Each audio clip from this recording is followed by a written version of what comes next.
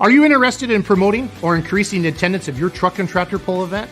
My name is Jason Schultz, owner of the Beer Money Pulling Team, which has over 1.3 million followers across Facebook, YouTube, Instagram, and TikTok. Our goal is to grow the sport of truck and tractor pulling and increase the awareness of the sport through our social media presence and highly engaged audience. We want to partner with you and help you grow the attendance of your events. We have a ton of promotional opportunities available and a full-time social media coordinator to make sure your investment is taken care of. For more information on promotional opportunities, give me a call, 608-604-5068.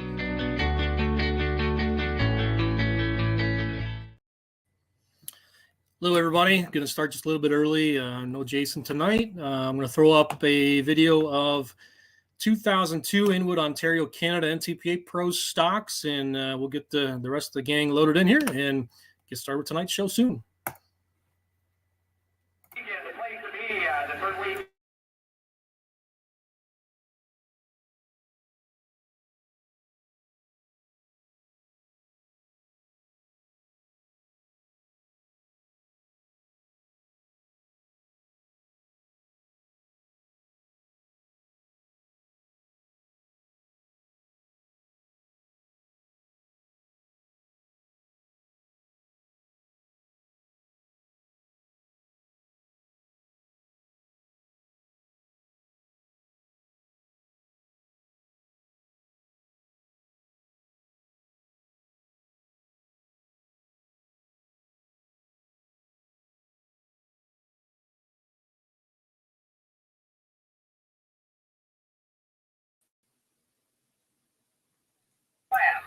Hello, Brent.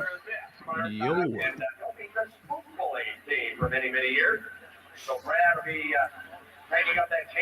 We are live, by the way. I see that.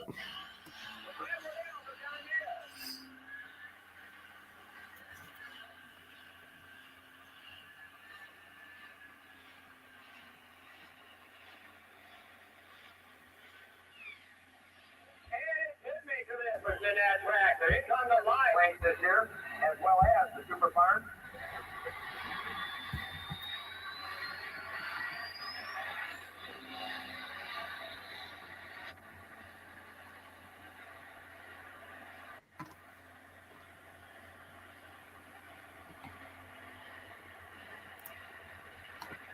Hey, Clint.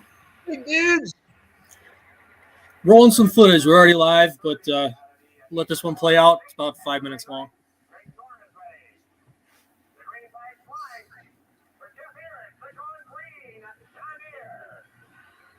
I think I helped build that tractor.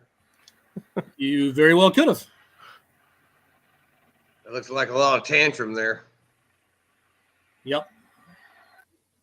What 4-1 is that? We need to get Lance on there one time with a notebook of all the tractors he built and where they're at and what class they're pulling in now. That you know what? That'd be a good one to set up, I think. Yeah, I agree with you on that. There's about 15 of them. I'm going through my mental Rolodex trying to think of them all, and I know I can't. Well, I hung out with him since birth, so I know there's a bunch of them. I know about 3 or 4 years there in the 90s, early 2000s, his brother had to kill him because he'd sell one, and then the paint on the new one was almost sticky. It was at Fort Wayne or Broadbent. You can build them.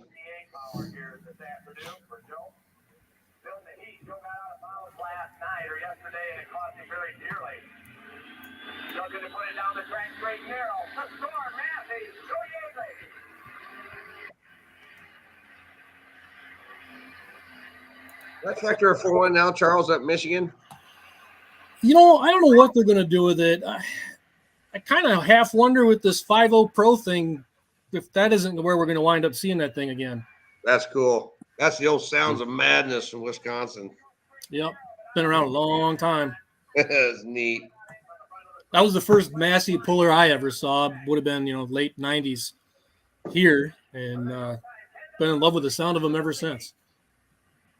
We had 3 of them here in Illinois, then 2 come over here from Indiana.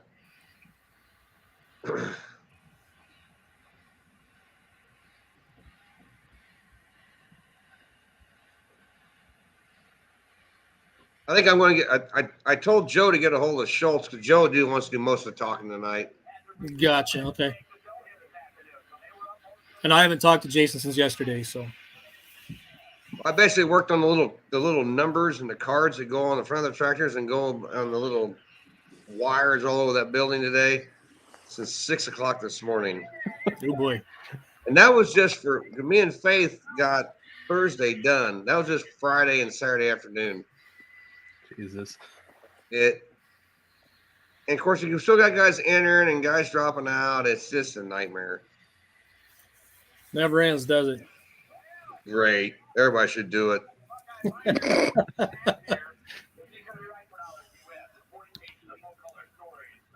But we did get Big Jeff to get the minute entered, so the light pro class just got a little raunchier.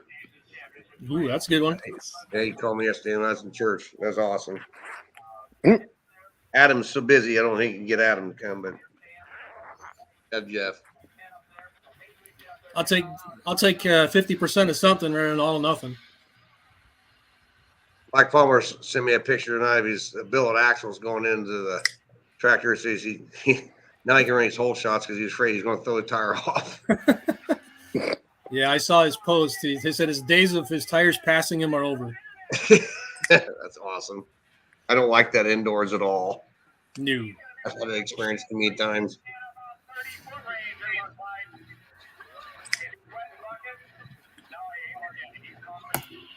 All right, let's get rid of that. Let's get into it. Let's go pulling live for December 19th. Klint Tucker is our guest tonight.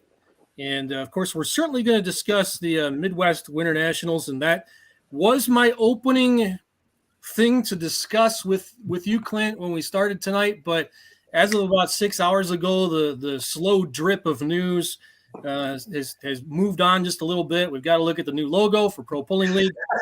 Like that?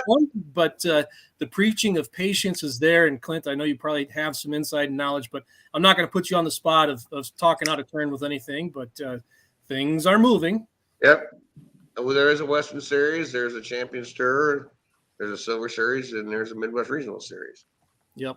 I have seen a copy of the 2023 member license application. People are wondering about the member states. They're all listed at the top of the page. You check the box you're joining. So that is there. It's going to be part of the program, I believe, for 2023. So just got to be patient a little bit longer. Yep. Well, we had our Western Series banquet. It went really well. And yeah, I mean, it's a good group. It's the largest pulling group in the world. Members from Vermont to middle Nebraska. So, yeah. A lot of people relying on this to do their shows. So they'll have it all figured out. I mean, hopefully we have a great schedule for the Western Series done by Louisville when I go in Broadbent and pass it out. And I was really honored. There's several of my tractors get to run in the 4-1 class, and they doubled it up this year. And I don't think anybody in the world's any happier than the Bowsman brothers. So happy they're there. Yeah, everybody better hope it was warm, then you can get something good to eat outside Broadbent. Yeah, I forgot about that. I'll bet they do. I'll bet They'll have a whole damn restaurant there, won't they? They'll have 2 hogs and probably half a beef in that trailer when they go down there. Uh-huh. Which is a good thing. Yep, bring the kitchen with you. Yep. Them boys they don't falter very many evenings. Nope. Been witness to it myself a time or two. Great assets for pulling.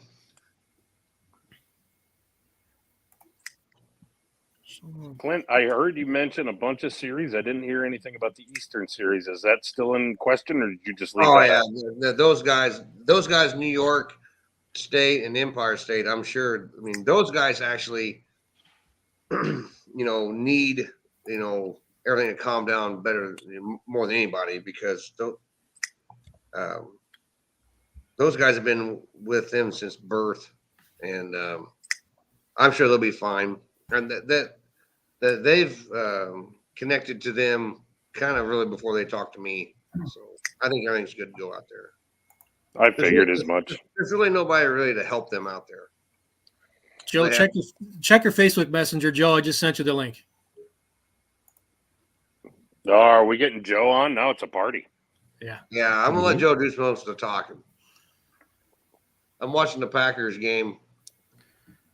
As am I. I think Danny Bartling's there. I'm kind of jealous. His cousin plays for him. Oh, who's his cousin? I forget. He grew up there in Nashville, went to Mississippi State, and got drafted by the Packers. I texted him a while ago how cold it was in the stadium, no response. That means probably Daddy's probably pretty warm wherever he's at, or whatever's in him. He probably has some antifreeze today. He was wanting Lance Merton's shop number or whatever. He texted me at noon today, so I gave it to him. I don't know how close Lance was to the Lambeau Field, but I gave him his number. They're probably having a good time. That's a great thing about pulling, especially the indoor stupid stuff we do.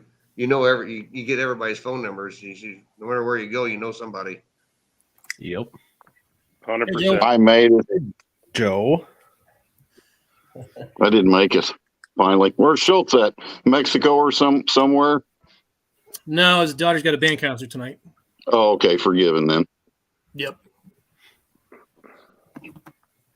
What's new in your world? Everything. It's ag retail prepay time. Yay! Yep. The fun. So how are things looking as far as I know there's a couple classes for sure you were looking for numbers in 11 Pro Farm, the 3.6 trucks. Yeah, I think we gave up on that. We got so much everything else. It is what it is. Yep. The big Monster Pro Farm, I think world is dying. You have to come to Illinois and watch the IPA and ITPA. There's only about 6 or 8 of them left.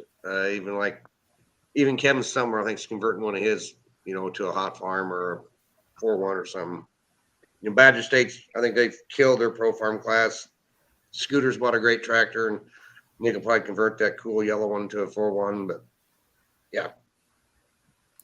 Well, what do you attribute that to? The expense. I had a guy call me one time, wanted to build the top flight big block deer pro farm pole in Illinois, and he could have bought almost 2 super farms for it or a 5 flat pro easy. Jeez, It's a lot of money. It's everything. It's the billet cranks, billet rods, the Ingler rear end. It's everything. I mean, those things are torque monsters. And Joe knows more than I do because he's affiliated with one of them. Yeah, whenever you don't trade much up of anything. You just put bigger tires on it, and you trade a Sigma and a 5.0 Charger. And yeah, there's a few other things that change and some bigger tires, and you went from a pro farm to a 5.0 tractor. I mean, there's hardly any difference. And the torque that things create. I mean, you can blame me absolutely for that class dying because it's my all-time, since the beginning of time, favorite class ever. So, we had a segment on here a couple of weeks ago. Whose tractor would you steal and where would you take it? Any 12,000 pound or 10,000 pro farm. 12. Back in the day when in its heyday, it was 14,000 pounds, which is crazy. But it was just so much fun. That class was a ball to watch. It was a ball to drive in. Just absolutely awesome raw horsepower. But there's a whole gamut of things that went into helping to kill that class over the years. But it's just an awesome class. You can blame me though, because since it was my favorite, naturally it's going to die. Why wouldn't it? It's the way it goes. Whenever we put the intercoolers on those 800 cubic inch motors, that was just insanity here in Illinois, and it killed them. When we saw the 2 1/4 inlet on turbos and the differentiation between the RPMs of a big block deer and international, that made it fair. Gene Stump and Nick McCormick and Gary Lieber and Jeff Suits, I think they all win points titles along with Raymond Kostecki and Alan Bauer and Alan Eshman. I mean, but when we started putting ice on them, that just made it insane. Should have never done that, but coulda, shoulda, woulda. And at that size of an engine, I mean, that's the thing. People are saying, you think it'd be cheaper to build a pro farm, but it's so big, a place like Southern Illinois Crankshaft or wherever, whoever's doing the cranks for these things, you tell them, here's what I want to do. And oh, by the way, in the lifetime of this program, you're maybe going to sell 3. Whereas if a guy figures out a pro stock crank, he's got the ability to sell 50 of them. Well, Barry Wittenberg, one of my best buddies, Lane McCormick had his motor up like 708, and that summer he broke his bell housing. Yeah. You could take a red one. I think Gene and Alan Stemp had the biggest. It was 727 cubic inches. That was the biggest one that I knew of. Most all them guys were all anywhere. Dave Bumpus was the lightest. He was like, we called it the devil motor because it's 666 cubic inches, but I don't know where Nick and them guys was. They was all right around that 711 range. Because if you made it a 5-inch bore by a 6-inch stroke, I think that ended up putting it at 711.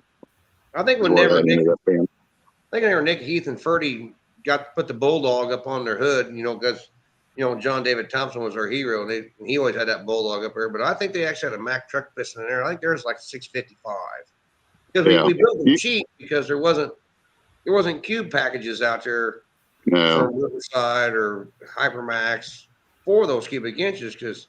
We were all 540s and 600s. We never thought in our wildest dreams we would go to 680 in a pro stock in the late 90s. But we had to a lot of them. If you took a Mack truck with 6 and I don't remember now. It was 4 7/8 bore is what it was, and then if you put a big crank in it, then you make it 673. That's what all the Mack motors was. Well, I think Eschman's wasn't above 900. The biggest deer that I knew of was Alan Bars, old Corky Bars, and Raymond Kostecki. That was the biggest one that I knew of. That was swinging up. But he's running 2,270 RPM. Everybody thought, well, everything will hold together. But as the intercoolers came on, and cast cranks didn't last long because LA was putting out the torque up. More torque than a pro stock was back then. I mean, once you put the intercooler on, it was crazy is what it was. It's fun. What were those red motors starting with as a base block? Is that a 466 block? Yeah, just truck motors. 466. Yeah, most of them's all truck motors. What they started at. There was a time here in the Thumb, this is going back 15 years ago now, we did have a 13,000 hot farm class. There was no cubic inch limit on it, and there was a 60-30 up here, rumored to be. We never did know for sure. It was rumored it was 800. Well, that was that actually was Alan Eschman's. Dave Snyder bought it. Yeah, that's where Alan Eschman started with. Dave Snyder. Other than the tall 800s. Yeah, he tried to rev it up. It didn't last long. Then he started buying turbine mods. And I think Alan told him, don't rev it up about 2270, but Dave went ahead and did it. The same thing when we sent Browers out to Ohio to that guy. It was just 807. We told him not to rev it up, but he did it as well, and it didn't last. Yeah, it don't hang together too long. No. They're locomotive motors. They run real slow. Yeah, they was. Well, because a lot of them went with a 5.55 inch bore, and that was an 8850 V8 John Deere motor, and with a big crank. And then a lot of guys, one that Lance had there for a while, a lot of them guys run a 3406 cat piston, which that was 5.4 on the bore. You got to make sure you got to get the B model piston because the A's wouldn't work.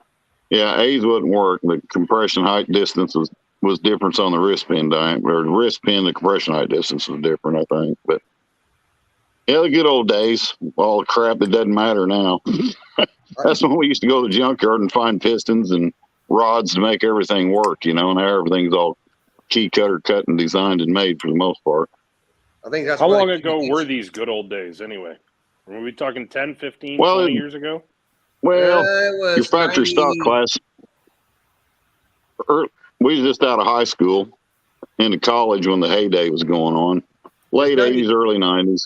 It's probably 92 to 2002, 2003. Then they started putting intercoolers on them. Okay. Because I think the beginning of the end is when they put the intercooler on. I think that was in 2001 or something, wasn't it, Clint? Something like that. Well, about the time I started putting on super farms. Yeah. So it's about them. 0102. Bruce, it's all documented on YouTube. If you go Yeah, I look was at gonna the say, YouTube page, it's all documented. You go to I know. you go to Clint, I've Tucker's. had a ball watching some of those videos. Uh-huh. It's left Yep. me with a lot of questions. Yeah. Specifically, and I would love to hear your thoughts on this. Why did oh God, no, what not Up and Atom? Was the other tractor that had the Brent Long overhead cam motor in it? 40, huh? Squealer? Yes. Why did that thing hook so well? It was maximum wheel speed. Was that what it was? Yeah, he was turning a tire because one of my best buddies I went to college with, Jason Newell. He had a little twin charger, little alcohol super. Me and Joe are best friends with Jason, and he lived 2 trailers down from me when we was in college, and him and his dad ran it a lot. But and I think he won a points title or 2 there in the early '90s. But when a Squidder come to town with the 3 turbos overhead cam, it was Katie bar at the door. Game over. Yeah, none of us. I mean, I think there was a year before they made it diesel only in the '95 Super here in Illinois that I think John and Daryl maybe won all 3 classes: 55, 75, and 95, all in 1 year. Yeah, they won it all, and it was something to witness and something to watch. I mean, it was also somewhat of a class killer a little bit, but golly, that was something to see that horsepower hit the ground, though.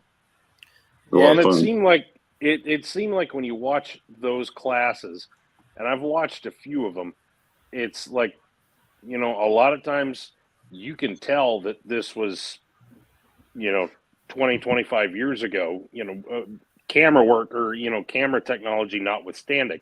But then you see that tractor come up and you think, my God, I could have watched that thing happen last week because it ran. Ryan, if it had a cage on it, you'd swear it was something happened 2 weeks ago. Exactly.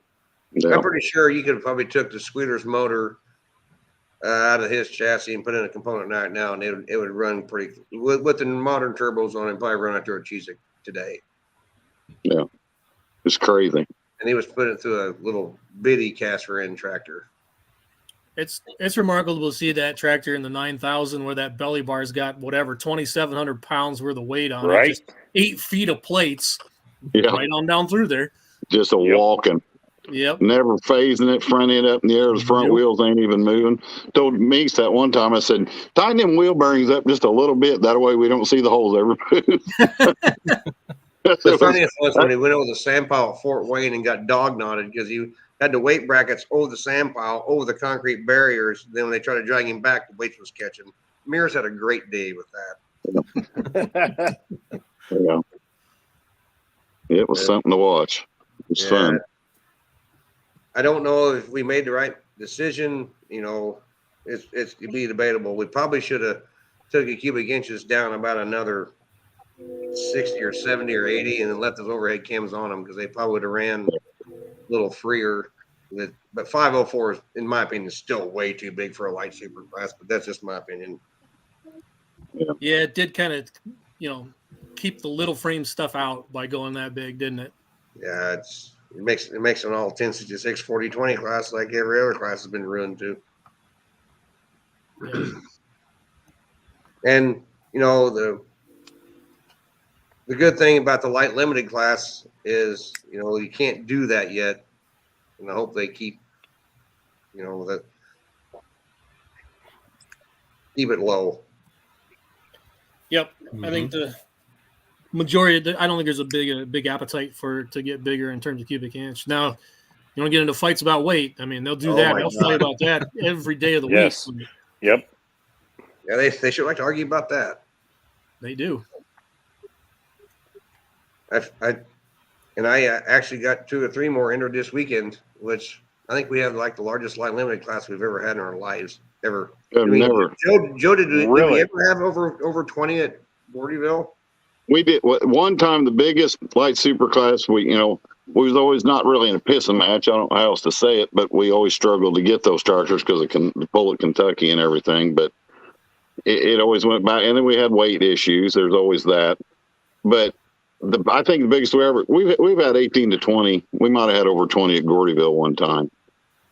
Because boy, that is a challenge getting all them guys in a 9 foot wide box, if you will. Right.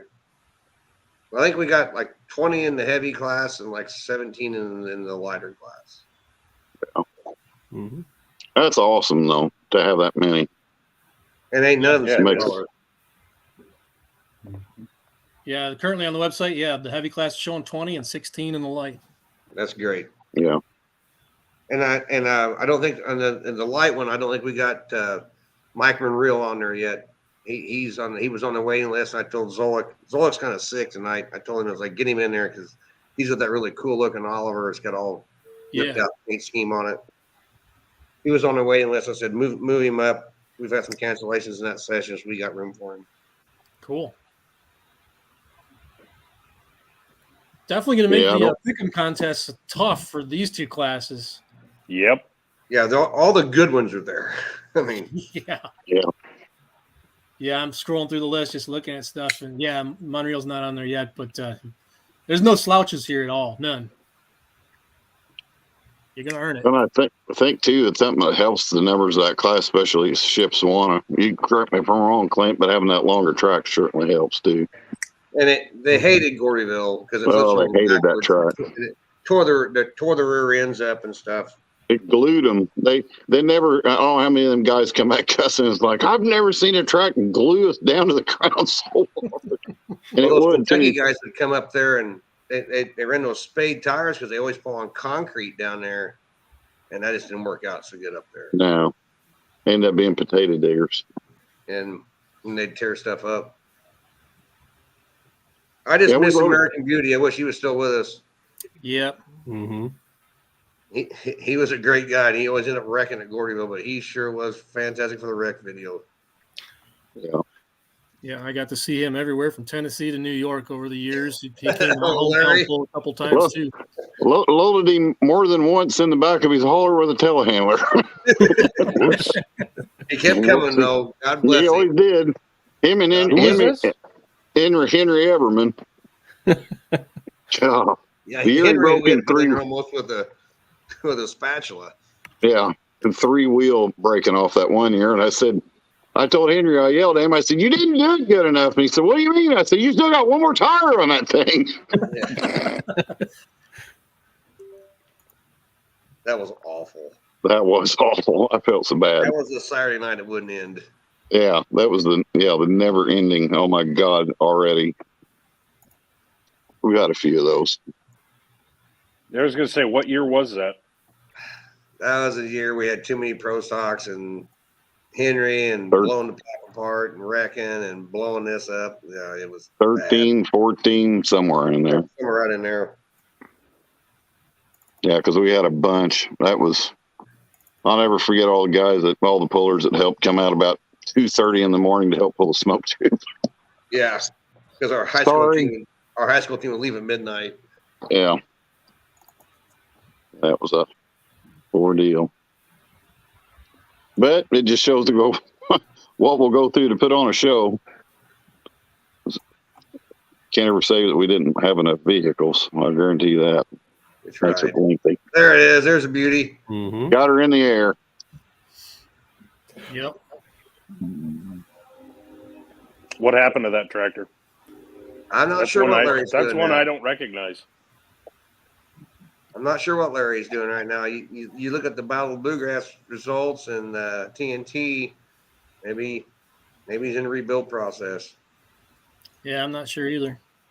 I kind of lost track of him too, so I don't know. I thought I saw something about it. I don't remember though. Hang on a second, I'll let my stupid dog in.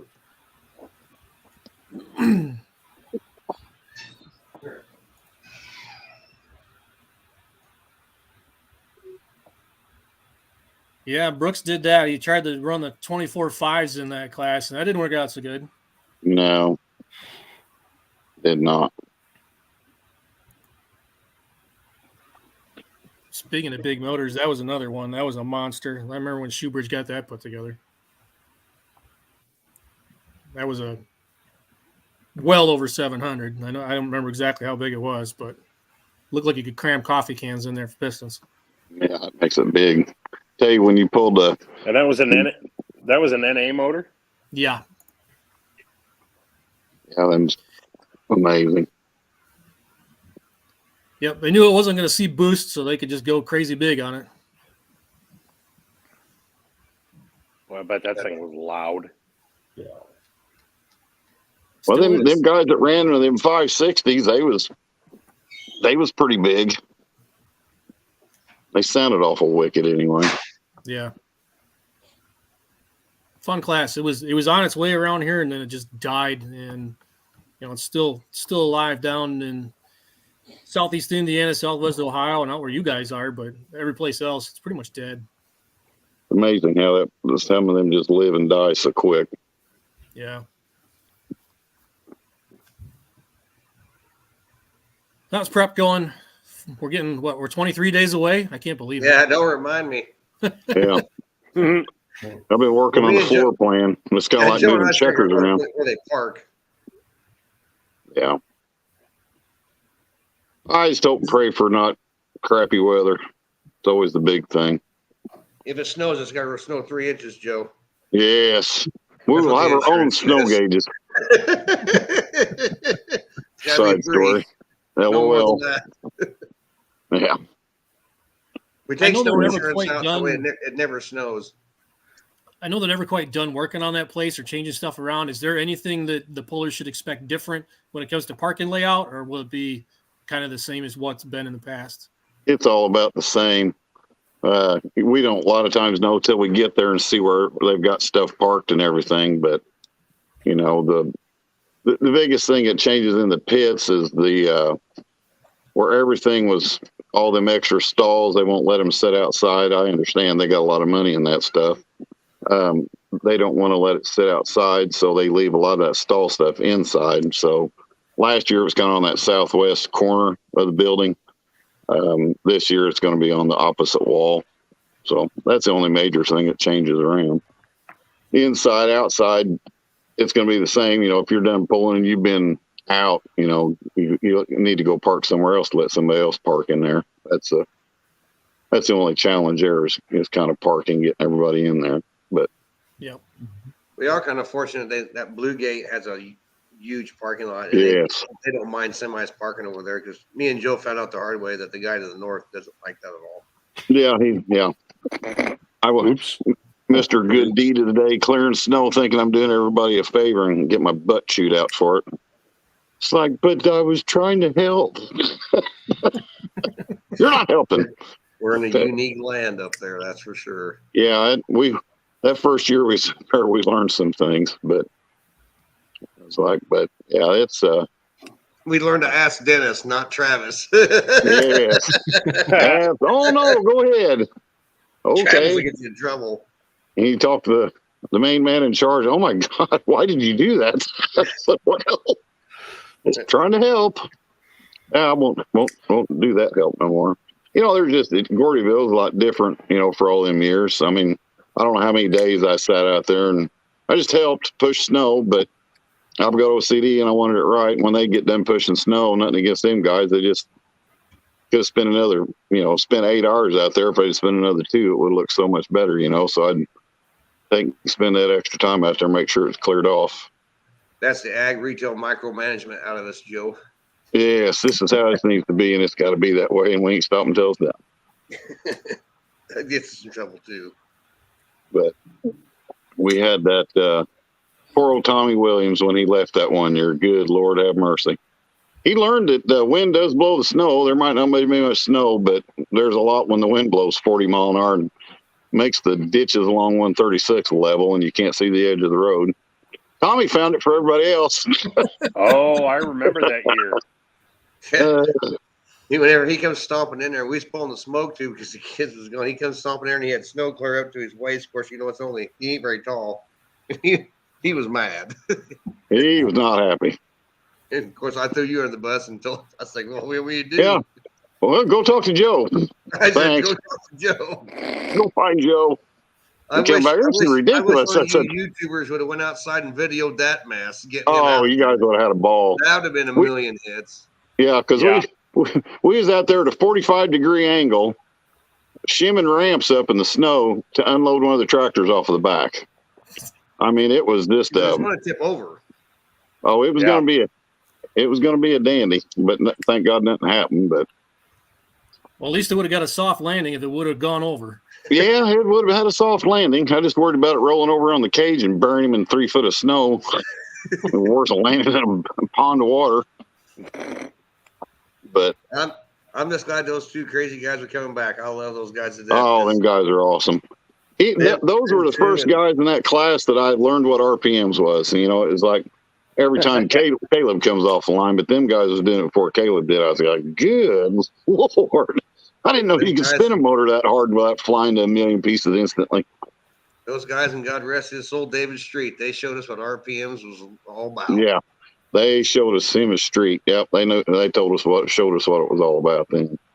That was a ball. Stuart Reed and Trapper Eaton, when them guys came in the very first, and all the Foresters, and they came in the first Gordyville, that pretty much planted the seed for light pros in the Midwest. Because everybody did. was like, what is this? How do we get it? And We never realized the 540 could make that sound. Our 540 Pro Stocks didn't make that sound. I guarantee we had fun. That's neat. And with an A pump, that's cute. Yeah. They were super cool. It was, still are. And talking to Logan Thomas, I think Logan's going to come out and help us tech this year, which is great because Logan is a fantastic dude and great for comic relief. And yes, 100%. And Logan's going to be the tech guy of his Full Pole Productions combo class, and I'm just so happy he's coming. And that class has value because there's still a great group of A-pump tractors out there, and those guys believe that A-pump keeps them, from going through the maintenance program our big light pros do. And I agree with him. I mean, I agree with Jason Forrester. The A-pumps probably was kind of their restrictor plate. It's just that whenever the guys in Midwest looked at it, the A-pumps were more expensive than the P, but the P, the P 13 millimeter, the P 3000s, and now we're up to 16 millimeter 7100s, which is basically a baby Sigma. So I like everything else that got out of control, but there's things you can do to control them as going forward. The Western Series, we decided to put a 5-inch inlet limit on our 5-inch on our light pros because we don't have a lot of guides out there between me and Outlaw. We share about 7 or 8 tractors, and my guys thought that was a good idea to do that before it gets insane. Because when your pro stocks out west have a 5-inch turbo, there's any reason why the light pros should have anything bigger. And so that's what we decided. I don't know if the eastern side of the world will decide it or we'll get ridiculed for it, but that's kind of what we decided 2 weeks ago. Seems like in the Midwest when it comes to fuel pumps, if you can pull the plungers out and put a cylinder head on it and use it as an engine itself, it's the right size. Right. Exactly. Yeah. Well, if only we'd have done that with the pro stock class. But I remember, we stuck like at 4.3s, 4.4s, 4.6s, and Hypermaxes for several years in there. And it was like, then bam, they use a 4.8 and then heard a 5 come out. And I remember guys saying, it's like, we're getting a little out of control. This is getting stupid. But most of the guys saying that, just spend a bunch of money on a 4.8. Now there's a 5 that somebody's able to turn. But there's a lot of people talked. I remember back then is saying, man, we should really restrict this. Well, as in pro stock class, we ain't putting no restrictions on none of this. I mean, you still get that today, but what would have been if you'd have just restricted it a little bit? What would have happened? But probably have less 401 tractors maybe. But look at where we're at now. I mean, you're going to have 5-gallon bucket inlet sizes. Yeah, I think the flavor of the month for Louisville will be a 6.4. I was told. Yeah. That's neat, but man, it weeds out a bunch of people, Sure does. Well, at the end of the day, the pro stock class, Jonathan Mears and we struggled with it. And at the end of the day, if the boys can continue to keep the 12 or 15 tractors on the track, you let them keep going. But when there's a day absolutely. There's a day that stops, then something's going to have to happen. You got to regroup at that point. Right. I mean that their 5-inch pro stock class is great. They have several tractors. I mean, they don't hit all of them, but they don't do without. I mean, there's always 6 or 8 of them every night, and they kind of showed us the way. And and then my just goofing around with on the Western Series because I got some 4-1 guys moving on up. It's more of a sideshow than it is a real point series, but ITPA will be going that way in 2024. If you want to pull in Illinois, you're going to have to 5-inch turbo, and that's just the way it's going to be. And I think you're going to see more and more groups do that because it's just you can't expect guys to go on a track 15, 16 times a year for the money that a county fair pays at that level.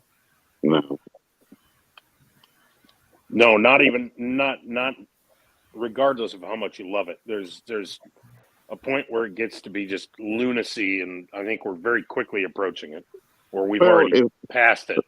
As long as you can keep a good number of them in it, like we said earlier, just let it ride, let it go, let it see where it goes. And a lot of the times that just has a way in history of just kind of policing itself a little bit. But yeah, you just start seeing one guy drop off and it's like, well, I didn't think he'd be bowing out, well, I didn't think he would, throw in the towel. But I think we'll see the popularity of this 5-inch, class come to fruition as the years progress. Because, there's a lot of guys, you got to look at the people that's got out of the pro stock class in the past 5 years, and how interesting and entertaining would that be if a lot of those guys had that 5-inch charter limit and you still run a Sigma or whatever, and that's the only thing that changes. I think there'd probably be some built again, to run in it, because it kind of keeps the cap on it a little bit. Well, the pro stock guys are racing down the path of the diesel super guys, and even though we all love watch diesel supers, the reality is there's about 15 of them in the world, right. And we don't want to see pro stocks do that. And unfortunately, they might be going down that path.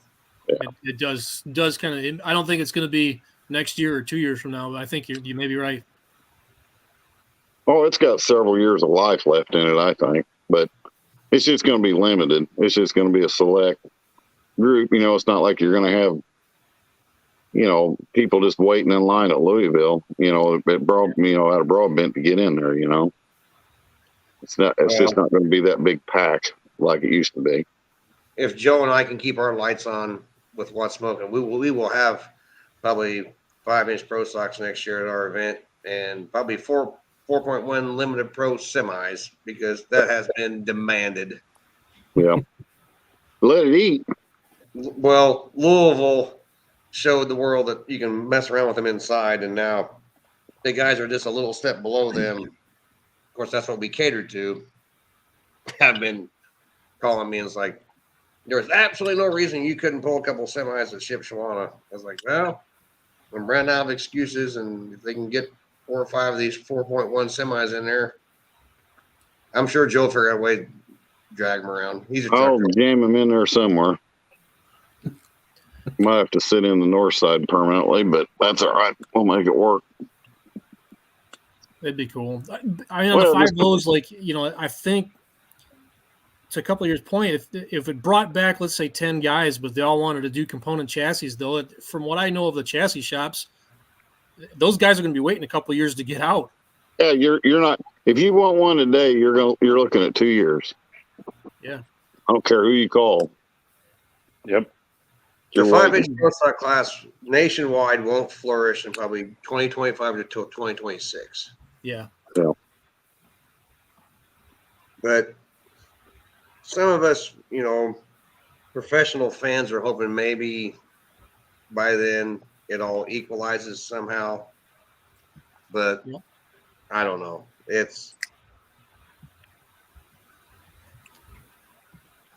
Well, you just look at the history of things. We have to work for the spectators, and of course, everybody always says, "Well, look what they're doing in Bowling Green." Well, Bowling Green's one pull out of the year. Yep. There's another 300 that go on, and Joe and I live in a state here where pro stocks have been dying a slow death for years, 6-7 years. Yeah. And Joe's pool he's associated with the Freshmen. We get a good group of them there. Alan Eschman's and Gene Stump's pool at Waterloo gets a few, but they pay ridiculous money to get 6 or 8. And, you pay a lot of money and you get them there for 2 nights. Friday night and Saturday night's what the Thresherman guys do, and that helps a bunch. And it's worked for several years. So, but they try to do everything they can. To Wyatt's point, when do we get too many classes? Do we have an event where it's 10 classes of 3 instead of 3 classes of 10? And I understand where he's coming from, but I think particularly in the class of this 5.0 Pro Stock, when initially it came out, I was kind of skeptical of the whole thing in the same way Wyatt is. I've kind of come around to the understanding of it, though, that it's not going to be another Grand National class. This is something that's going to save pros at Ohio State. It's going to save pros on the regional tours. It's going to save pros in ITPA. It's going to save pros in Wisconsin, where they exist as state level classes, and it's dying. Yeah, it is. It's not marketed towards the national market as much as it is regional. I think Joe will agree with me. I think the 5-inch pro stocks in Illinois will kill the 4-1 class. You'll have 466 limited pros, and you'll have 5.0 pros. Well, that's what I can see that day coming. It'll kill the 4-1 class, but the 4-1 class we were the poor man's pro stocks. I mean, that's the way the whole state of Missouri is. I mean, that's why there's more 4-1s in the state of Missouri than there is in any other state. They never had a state group that had pro stocks other than Outlaws, but that's not a state group. That's a Western national group.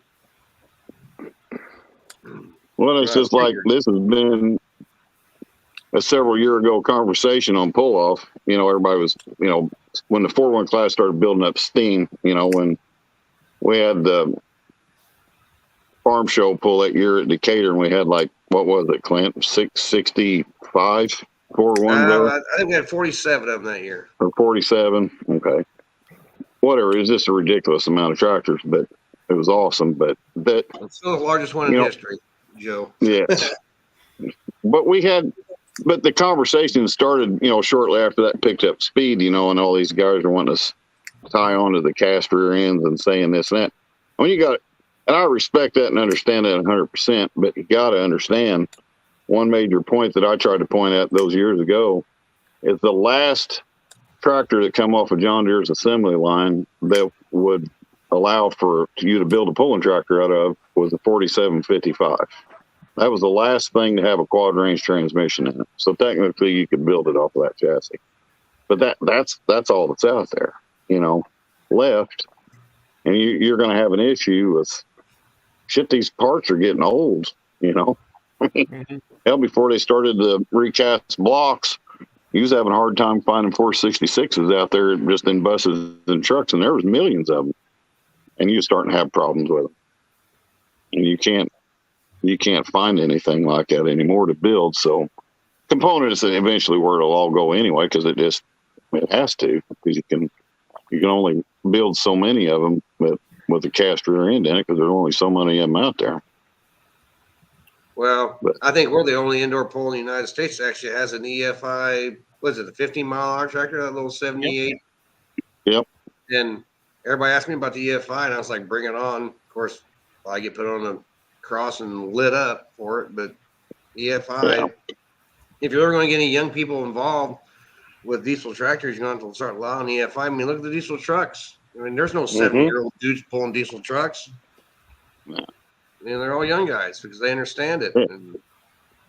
Well, Growing Corn there, he had a podcast, with Nick on there, and Nick said it really good that one night. He said, hell, guys like Ferd are, going by the wayside, that can pull a carburetor apart and knows how to read a bill of Ruth Master sitting on a bench, stuff like that. Those guys are going by the wayside. We're getting old, that'll deal with that. You get this newer generation in there with EFI. I mean, they'll jump all over that stuff because it's technology that they better understand. They can better deal with, The first group to allow it will be the group that succeeds.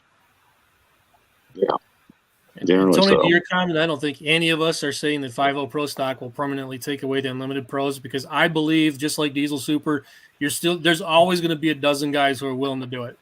Oh, absolutely. Yeah. There's always a group. It's just like with the big pros. There's always a group. Do you want to spend the $45 or $50 ticket to go watch 8 tractors run, and do you want to spend the $35, $40 ticket to go watch 60 of them run? That's the question. Yeah. That's a question for fans. Well, I mean, do you want to keep going watching, 12 big block deers run and a bunch of steel motored tractors that don't match the hoods or any of that stuff? I mean, if that intrigues people, then we'll keep marching the way we're going. But if you want to watch red versus green, the 5-inch is the way to go. I mean, Super Farms red versus green, 4-1s red versus green. Few blue, Kevin Hamel King, we're tributing him this weekend or our weekend because he did something that's different. And but can Kevin Hamel King take that tractor and go to the big boy pro stocks? Absolutely not. That's not going to happen. I mean, that's the difference. Fans always decision whether they want to watch red versus green versus orange versus blue versus gray. Me and Joe's friend Sparky, Kevin Hamel King's got his little V8 Oliver running good. Yep. I mean, that is an Oliver tractor. I mean, we can put these motors from Riverside and Robbie Lemke and all kinds of color hoods. And, in fact, I got one ordered for myself. But, I mean, is that what the fans want to see?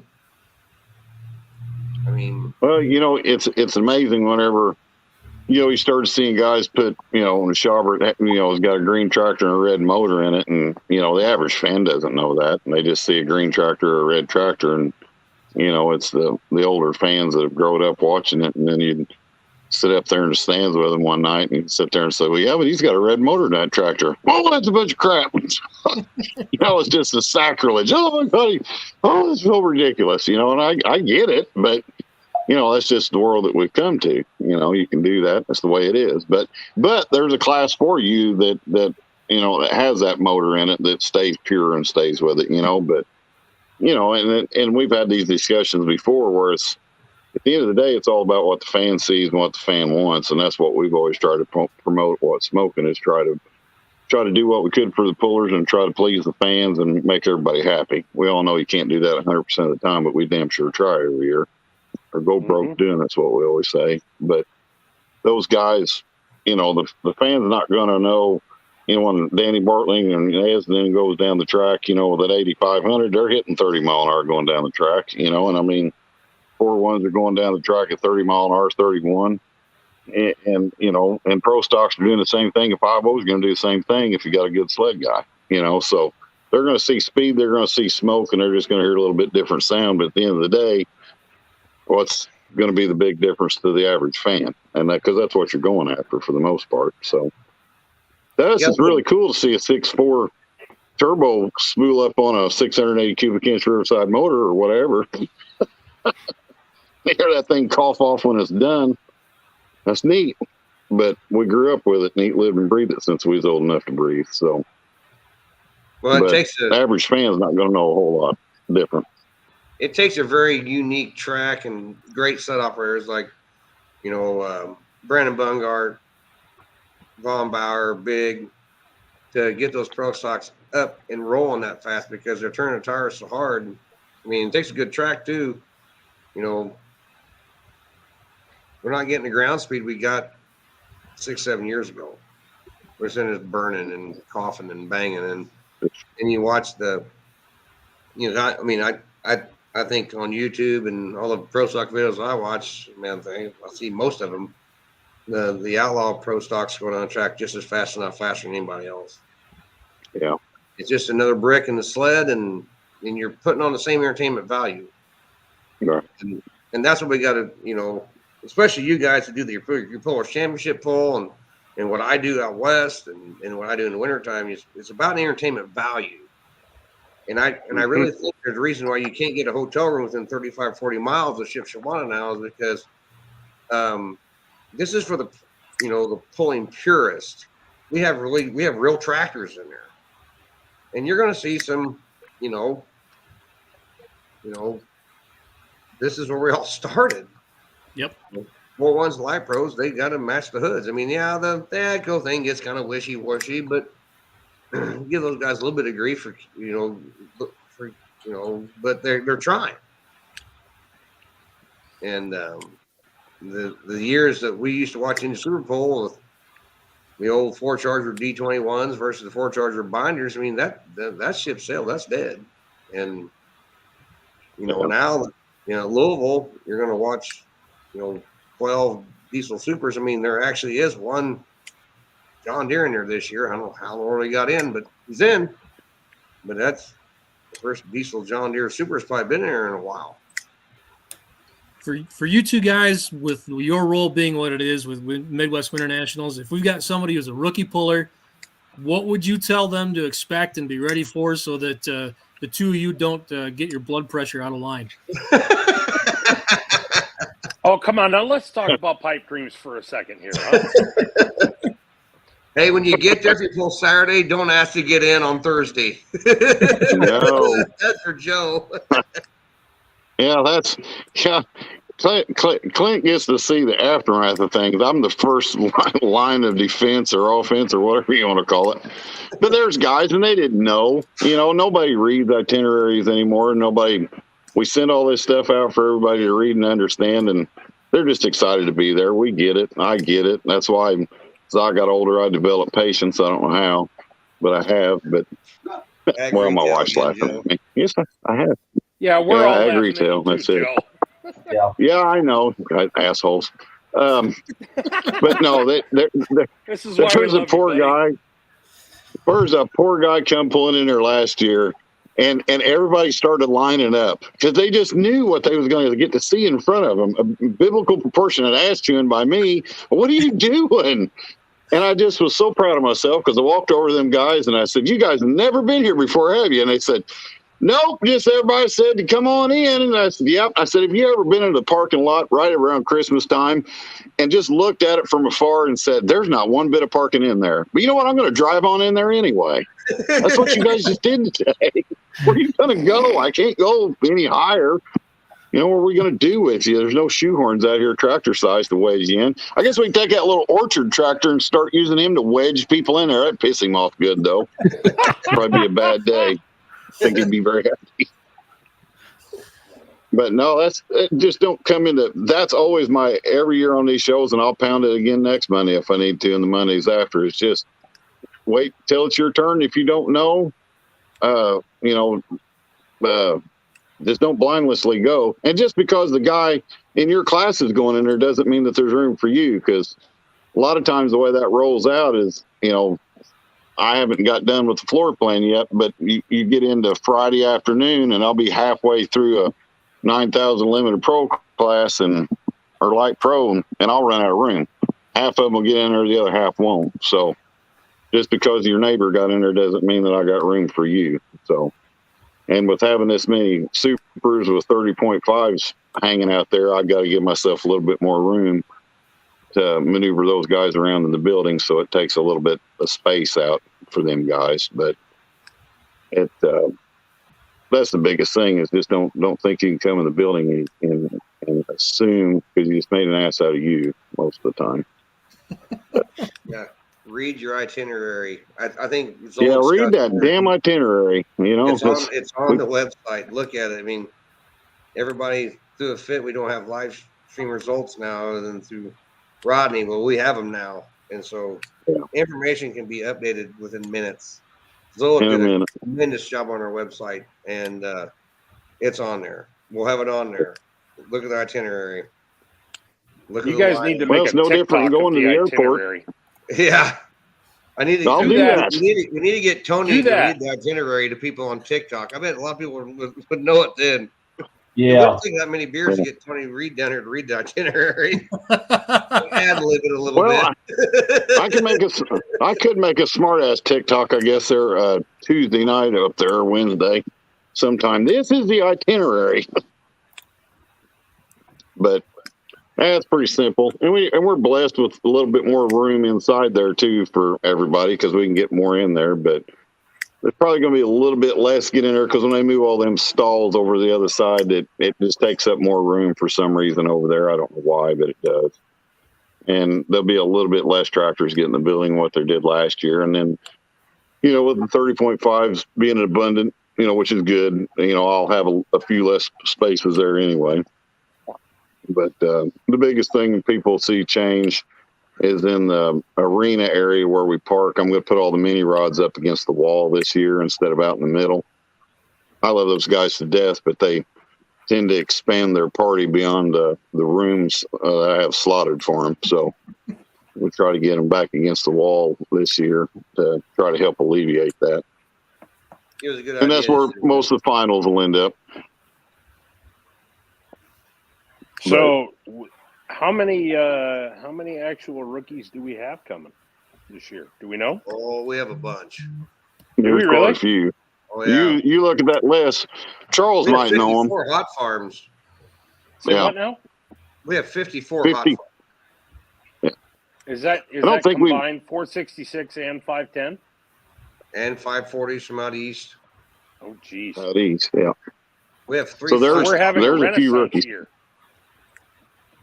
Renaissance Fair? No, we're having a renaissance year. Yeah. Yeah. Well, there's so many groups all over the United States that have something that we call a hot farm, and Mhm.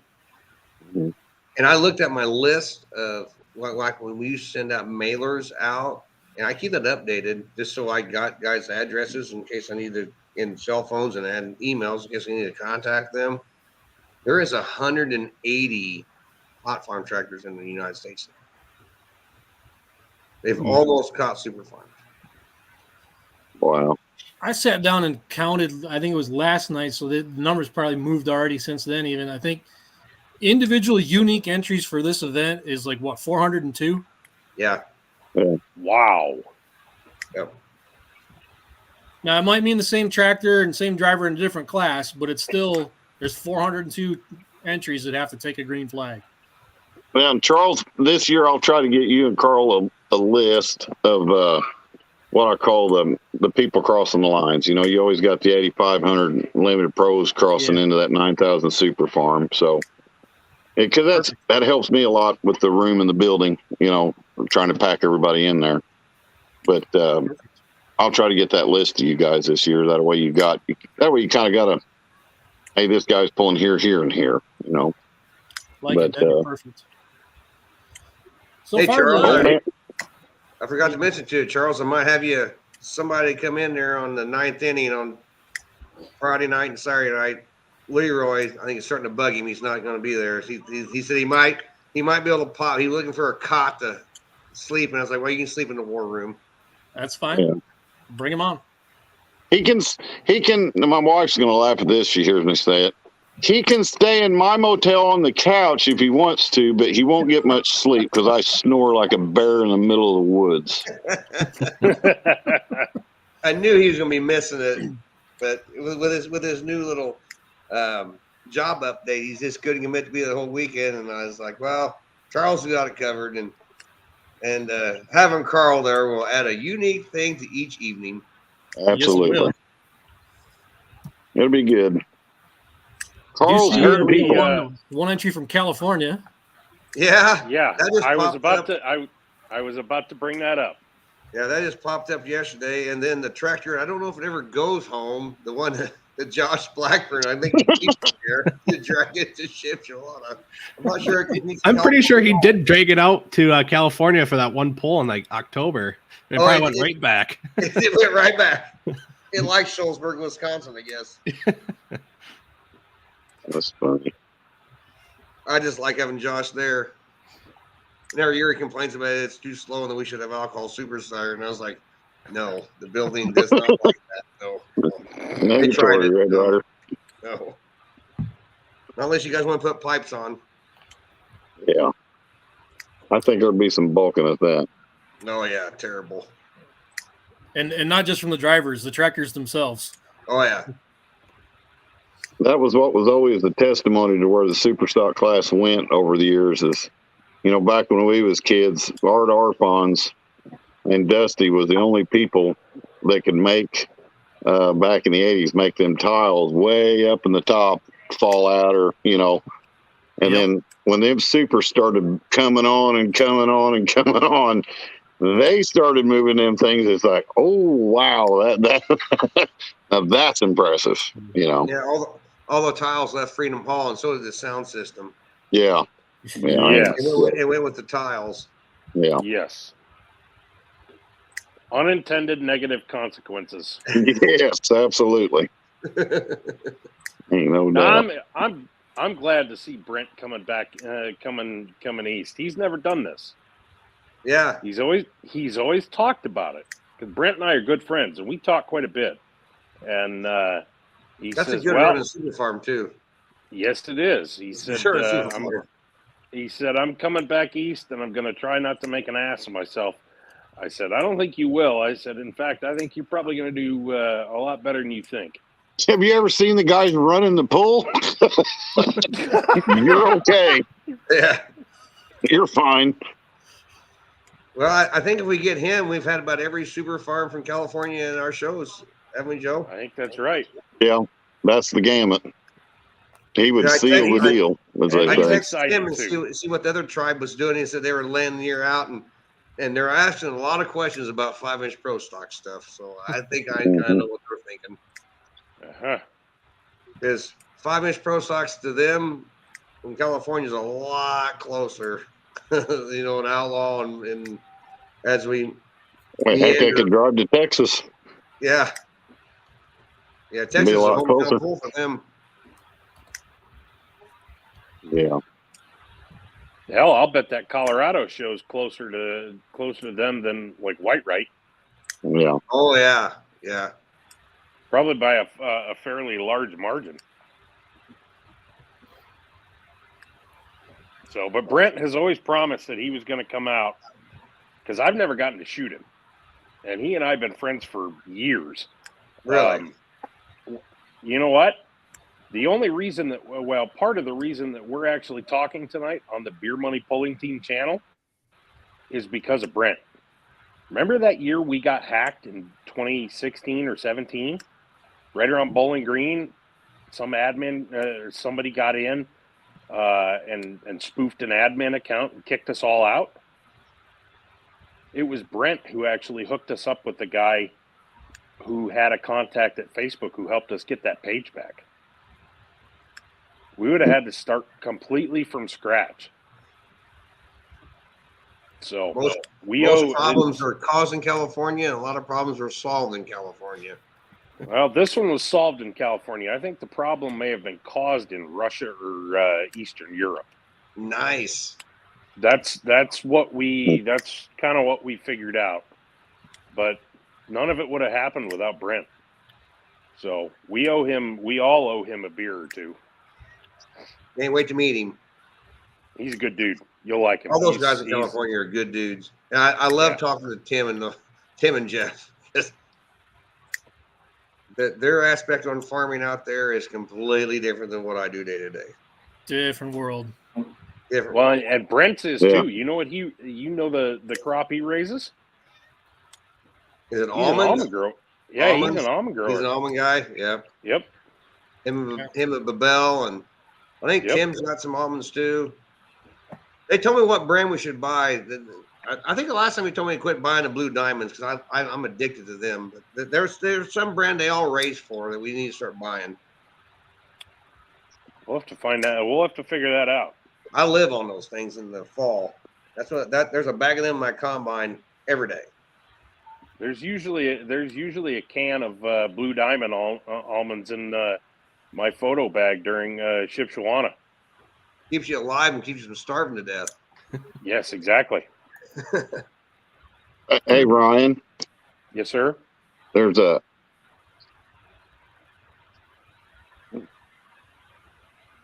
wheel of death. I was going to say, has he gone mute? Yeah, I wasn't sure if it was mine freezing or his. I think Joe had a brain freeze. Did he eat some ice cream? He just stuck his head outside in Iowa. That's fine. Right. He's moving.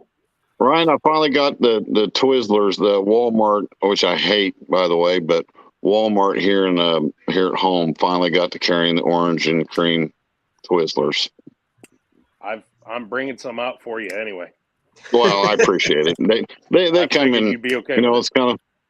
Oh no, I'm not going to complain by any stretch of the imagination. It's kind of like every energy drink that I ever get addicted to, they've run out of supply of. So it's no surprise. You can only buy my lemonade rock stars in Republican states. They don't sell them in Illinois. That's why I love. Yeah, they won't sell them in Illinois. No, it's kind of like Red Bull, the coconut berry Red Bull. You're not going to find it. Come to find out, they make it in Sweden. They're trying to build a factory in California. I said, well, what's the difference? Who's that guy? Hey, Clint, you said you're having last dinner on. What the hell's Joe Hurd doing on here? Hey, I couldn't find anybody who wanted to talk. Your dumbass couldn't be on here, so we had to do something. So did you replace my dumbass with your dumbass, Joe? Jason, we're working on. We've seen the numbers. We're going to have a top 6 show of all time here. So yeah, with Joe. I wish the guy in the middle would just shut up. He's taking the whole show over. Yeah, I know. He's talked so much this whole time. Shut up in there. Being word and edgewise. Hey, the numbers do look really good, Ryan. So, poor guy. Top 6. I'm a lot more sober tonight than I was last Monday. That's all I'm going to say. Thank the good Lord. Keep trying. You'll be a big guy someday. Try harder. Hey, I got a spot open in the 4-1 class there, Schultz. You still ready? You ready to go? I can put it on display. It looks really shiny right now, Tucker. So. I seen it at the PRI show. Everybody was oohing and awing about it. Yeah, we had fun. I did not get the invite to Louisville, so Tony, we just tucked it in the corner. We'll get it ready for the Pullers Championship, so it's all good. So fantastic. Yep. Hey, I will come back and pull at Gordyville someday or Shipshewana or Midwest Winter Nationals. It's nothing personal. It's you still owe JR a ride on it. What's that? I know. You owe JR a ride because he said just let me know who to make the check out to. Oh, he's going to help pay for it? No, he said he's going to win it for you. I just want to know who the check goes to. Darryl told you all you got to do is deliver it.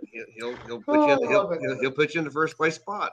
He would. I guarantee he can drive it better than I can. Hey, speaking of guys named Tony, any chance we're gonna get Tony to come out? Reed? I almost called him today and see if he wanted to come down here and stand the night, but I didn't know what the FCC would say. Oh, we don't have that problem. It's not. No, we don't have that problem. Are you sure? He already broke down that barrier for us. Yeah, we had him. We had him on. Guys, there's a tornado. It was really bad wind. It was summer, right? Yeah. Yep. And it was him and McCormick, right? Nick. Yep. Him and Leroy and Nick. He's probably not the first one to drop an F-bomb on this show because I know on the time I've been here, I've done it. I know I have. I tell you what, he did a great thing, and he is like I said, I don't want to say a lot of that's an act because they are kind of, I'm going to say ass bags in real life, but I love them. They're all my best friends. That deal he did for Brian Lively's tractor. Holy crap. It was huge. Epic. Has anybody told him how much of a difference he actually made? Brian Lively told me, and I told, because me and Nick eat lunch 2 or 3 times a week together, and I gave him the figure. I don't think Brian wanted me to say, but it was a substantial amount. Yeah, it was a substantial amount.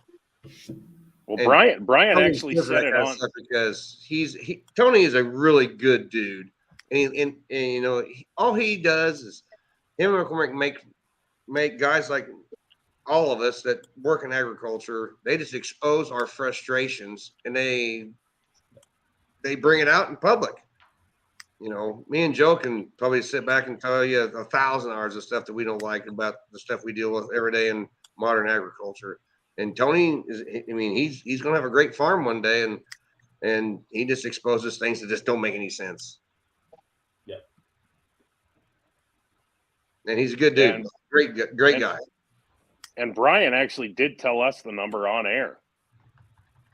Yeah, he helped that. He helped out a bunch. I was gonna, because I know he loves Gleaners so much, and our toy is silver, so I was probably gonna have him do something about it on TikTok. Outstanding. Isn't it ag? That would be funny. I just think it's great in today's world of the social media and the influence it has to see people like that take that and do something so positive with it. That's what made it just so special to me to watch that and to see it. It was insane. Him just talk about it and the way he still did it in his Tony way. Hey, douchebags. Yeah. We'll buy a ticket. I mean, that guy's he's the reason I got to get my dad on TikTok, but he won't do it. Yeah. Like Dad, there's fun people like you on TikTok. You'd love it. So. Yeah, he got on there, and it was just come across my news feed on TikTok that day. I was like, what's this dumbass doing? And then I was like, oh my God, that's Brian Lively. Wasn't expecting that by any means, but that was pretty cool. That was real good. Good of Tony to do. Well, if we can harness him, let's harness him for the beard. Tony and I are good enough friends. I can handle him roasting me. If it brings in $5,000, if it brings in an extra $10,000 for the Shriners Children's Hospital, hell yeah, I'm all about that. I'll deal with a cold chin. So to whatever extent that we can, because I had planned on talking to him about this, but you guys see him more often than I do. So to whatever extent that we can, harness that to raise more for the Shriners, let's do it. Well, the thing I talked to Mark, I've been texting back and forth with Mark. I know everybody's watching football this time of year and NCAA basketball and stuff. The Shriners have an outstanding commercial right now. And I asked Mark if there's any way we could link that to our website. And he said the Shriners in different areas have so much money that they fund those commercials. So if we would link that commercial to our website, that sector would get it. Where Mark is part of the Central Illinois sector. And he's trying to find a commercial we can run and a lady we can contact to get our deal. But it all goes the same place. It's just that I'm not saying that Shriners are competitive against one another about raising money, but I think they probably are. And Mark's deal is probably the Midwest, and he's got it all figured out. But I just couldn't put the blip on our website. I wanted to promote the Shriners Hospital as much as I wanted, but it all goes the same spot. It's a great deal.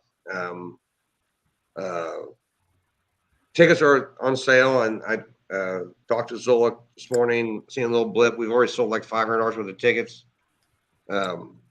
Schultz, I think the builder is actually going to come out this year. He is. Yep. He is. He texted me. He sent me a text on He's Saturday. on a spot over by where your beer money place is at, where he can kind of interact with the pullers and still kind of see the pull half-ass as he sells tickets. So you can catch pistons and camshafts and all kinds of stuff over there too. All kinds of stuff over there. Cool souvenirs. Well, that's if Charles doesn't get in the way. It's up to Charles. Hey, I'll be a blocker if somebody else gets to walk away from it. I'm thinking I'm going to borrow a riot shield from one of my law enforcement departments I work with. Prop up behind that. We're going to put you're going to let him Are they going to let you cut a hole in it so you can put a lens through it? Yeah, and I'll put the flash right above it. That's perfect. No, just don't worry about that. Just bring your strobe flashes and set them right at about 270 feet. And one at the end. Yep.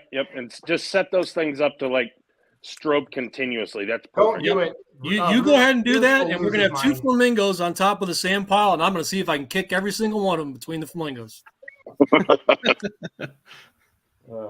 I want the next 5 minutes to all be about Joe Hurd. If there's any questions for Joe Hurd, past girlfriends, anything like that, please type that in the comments, because Joe's clearly, I follow Joe on the Facebook. He's clearly happily married now, and I just like to relive some of the glory days. So please type any good Joe Hurd comments into the chat, and I'll be more than happy to share those out there with everybody. So be sure to get my phone number out again this year too. You want your phone number up there, Joe? No. Joe, tell us one fact about you that most of us don't know. I don't know. My life's a pretty open story. There's really nothing. There's nothing that you guys don't know. But there's literally tens of people watching right now who might not know. Yeah, tens of people. Hundreds. There's nothing new here. What's your favorite pet? No big stories. I got my home loan from Schultz. It was fantastic. I'm glad we did it when we did it, because rates are up just a tick since we did that, Joseph. Oh, buddy. Let me tell you, I got an employee that's getting ready to buy a house, and I said, I about guarantee you what your interest rate is not. And I think he got quoted 6 last week. And I said, you're a first time buyer? Wow. Yeah, that's all bad. Well, they've jumped up a lot since last week again. Our buddy raised the rates again last Thursday. So yeah, last Tuesday went up another half, and he said it's probably going to go up another half to help balance things out. So that makes my life interesting. But anyway, I don't want to get off into them weeds. No, let's stay positive. That's a bit ruiner there. Let's talk about $8 corn. Yeah, let's talk about $8 corn, $9, $10 wheat, and $15 beans. But good news is, well, at least input prices have softened on the agriculture side of things a little bit compared to fall and last summer. So, but across the board, Joe, or no? Yeah, across the board. DAP cheaper, potash cheaper, anhydrous 32%. Everything's a little bit cheaper, except your good old decal seed corn went up 10%, but they didn't go up at all last year. But pretty much all the seed companies went up a little bit this year. So. And Beck's went up by like 14, but they're going to give you. No, they just gave now 10 less free hours of rent on a tractor is all they done. Joe, is that how that works? Still trying to get a sponsorship. Take it easy. Sorry, Tucker. We're in Sonny's land. Yeah. Charles, did you see Wiggles awake tonight? I did. Wow, I'm catching up on comments. I was at the choir concert. The choir concert was beautiful. Very, very beautiful. So I said a prayer for all of you. You should. It was great because they didn't ask you to help sing. So. Yeah, there were no Vanilla Ice Christmas carols. So I mean, it's that works. Vanilla Ice Christmas carols. Ding ding ding ding ding ding. I tried to call Romac twice and went right to voicemail, see if he could come over tonight, but he must be doing something with the fam. He's balls to the wall on the shop and that pro stock of 618. Oh boy. 618er. Yep. Sure fight he's on the show. I figured he must be out of the fire meeting. Yeah, he gave me does FS know what? Show Friday. You have to elaborate. Somebody dying at your house. Is someone being beaten or tortured? At my house? No, it's daughter and the poodles. So, yeah, it sounds like there's somebody being beaten. Prices went down. Shore Friday wants to know if you know that prices went down. Yes, after he got all of his fertilizer on, yes, they went down. Yeah. Thank you. Thank you for putting it on this fall, but yes, it got cheaper. So that sucks. Well, it did. It's not a lot cheaper, but it's enough cheaper. It makes you sick. But you know what? One less thing you got to do in the spring. You had to pay for it this year. You know, statistically though, in ag, you do not have. It never goes down. But in these stupid world we're living in, everything's so unpredictable. Very unpredictable. Schultz. Yes, sir. Yeah, I'm sure Are you your gonna do December bill collectors are out there to show for a pick'em game again this year at Ship? That guy right to the right of you, he's going to decide that or not. So, Yarn, Sure, we can do one. then we are. We are. We need to get. You need. I told you, Schultz. You need to get it hooked up with FanDuel and get us in there. you have a big enough platform now. You get us into FanDuel. We're working on it. We're working on it. As dumb as that sounds, that would be kind of fun throughout the summer. Yep, that would be amazing. Mark Ulmer's Klint Tucker. Tell me your favorite Mark Ulmer run of all time. Mark Ulmer, when he ran out behind Essen Lane at Gordyville and he didn't wreck and Essen did, and Ulmer's like, see, old guys can get down the track. These young kids just can't do it.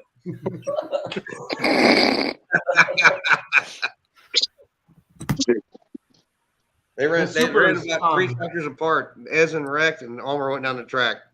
What years would that have been? Like when Henny Everman lost all 4 tires in one pass? And no, this is back when we were fooling around, and we actually were after Tennessee, and Mark went down to Tennessee. Then they just kind of hung out because we were like working on. We were starting moving the dirt, and Ulmer just showed up. And we had a good week there. I love it. It was neat. Mark Ulmer and I go back lots of stories. He needs to quit fooling around with that little tractor and get that big one going. I was at a shop after his birthday party, and he says he's going to. So, Ulmer says 09 or 10. Morgan Schulte says 09. So, Joe, are you still there? Are you outside smoking? Yeah, I had to come outside and smoke a cigarette. Can't smoke in the house. That'd be sacrilege. I want to know where do you keep all your Midwest Winter Nationals hoodies over the years? Do you have them like hung up, or how do you do that? Actually, Tucker has totes full of them. It's where Brooke puts all of them, and then I've got 2 shelves above my closet that is just stacked completely full. That's awesome. I love the picture always with the whole staff. And Jesse always throws in when he was purple that one year. Who did he throw in? It was last year. Put in Grimace. Okay. Yep. That was Figgis's deal, and he didn't even show up that year. Sorry. Yeah, I'll get under the new LED lights. Compliments of Walmart. You can see these lights from outer space. Probably got some money from the state of Illinois for installing those, don't you think? No, that's only if you put solar panels up. Only solar panels on your house. Hey, Charles, what are you most excited about this year for the Midwest Winter Nationals as the announcer? I'm looking forward to the light limited super being as populated as it is with a bunch of heavy hitters. I think that's probably number 1 on my list. Same here. But we don't screw with it all up. the chatter. That's your power ranking show earlier. this week, right? What was that, Joe? I said we talked about that earlier. That's going to be real interesting having that many supers in there. We haven't had that probably since 2011, 12 when we had it at Gordyville. We had that many. Probably before that, Joe. Whenever we used to have all the Badger State. Yes. Yeah. Whenever those guys still care to compete against one another. Whenever we had all the ECI tractors, all the Badger State tractors, some of the Missouri tractors, and there's majority all diesels. Yeah, it was about 10 and 11 in there. Back in Adolph's days and Wittenbach and the Deutzes and angry. Yeah, we all miss John Anderson. I mean, John Anderson was John Anderson light limited. He made it interesting. Yes. We miss him. Been a few accrual expenses that occurred at motel rooms. They stayed at for a few years. Yeah, that's one problem I don't miss with John Anderson and his crew at Shipshewana, because I guarantee you there'd be a hotel problem there. And they'd have Now to we stay tried with to bill us for that. Yeah, did they ever? Clint, The over the quarters years, in was pretty awesome whenever John Anderson was there. hey Clint, over the years, what's the mainstay class that you can count on every year that they're going to bring numbers? Hot Farms. Hot The Farms? Hot Farms, yeah. Yeah, I know. I jumped on my phone after the choir concert and listened to you guys on the way home, and one of you said, I think Clint said 54 or 58, and I heard Ryan say it's a renaissance year for the Hot Farms like that to come back. Big numbers, big numbers. Yeah. So well, there's so many groups got them because, you know, it doesn't matter what we call them and what classes we call them, and it doesn't matter what abbreviation that they pull with. Tractors that have 1,500 to 1,800 horsepower are always going to be the most tractors you have in your group. And whether it's Badger State, Outlaw, PPL, Midwest, you know, whatever it is, it's that horsepower level that guys can afford to have them and play with them. And in the majority, you know, Schultz, I'm going to date you. Whenever we were kids, that's what Diesel Supers had. Yep. That's what Pro Stocks had whenever I was playing around with them in the heyday. Pro Stocks between the late 80s to the early 2000s. The class that has that kind of horsepower and that range is the most popular thing and the most numbers you're going to have. Now they all look like the Pro Stocks of, you know, the 80s, 90s. You know, some got skinny tires on, some got 24/5s on, but they all seem to get along, and they don't get on pulloff.com and throw a fit at one another. They seem to come to our event, you know, and the guys out east are the most gentlemanly guys to work with, because those guys should come out and stomp the Badger State Hot Farms, but they don't. They should stomp the Indiana 510 tractors, but they don't. They've all took turns winning.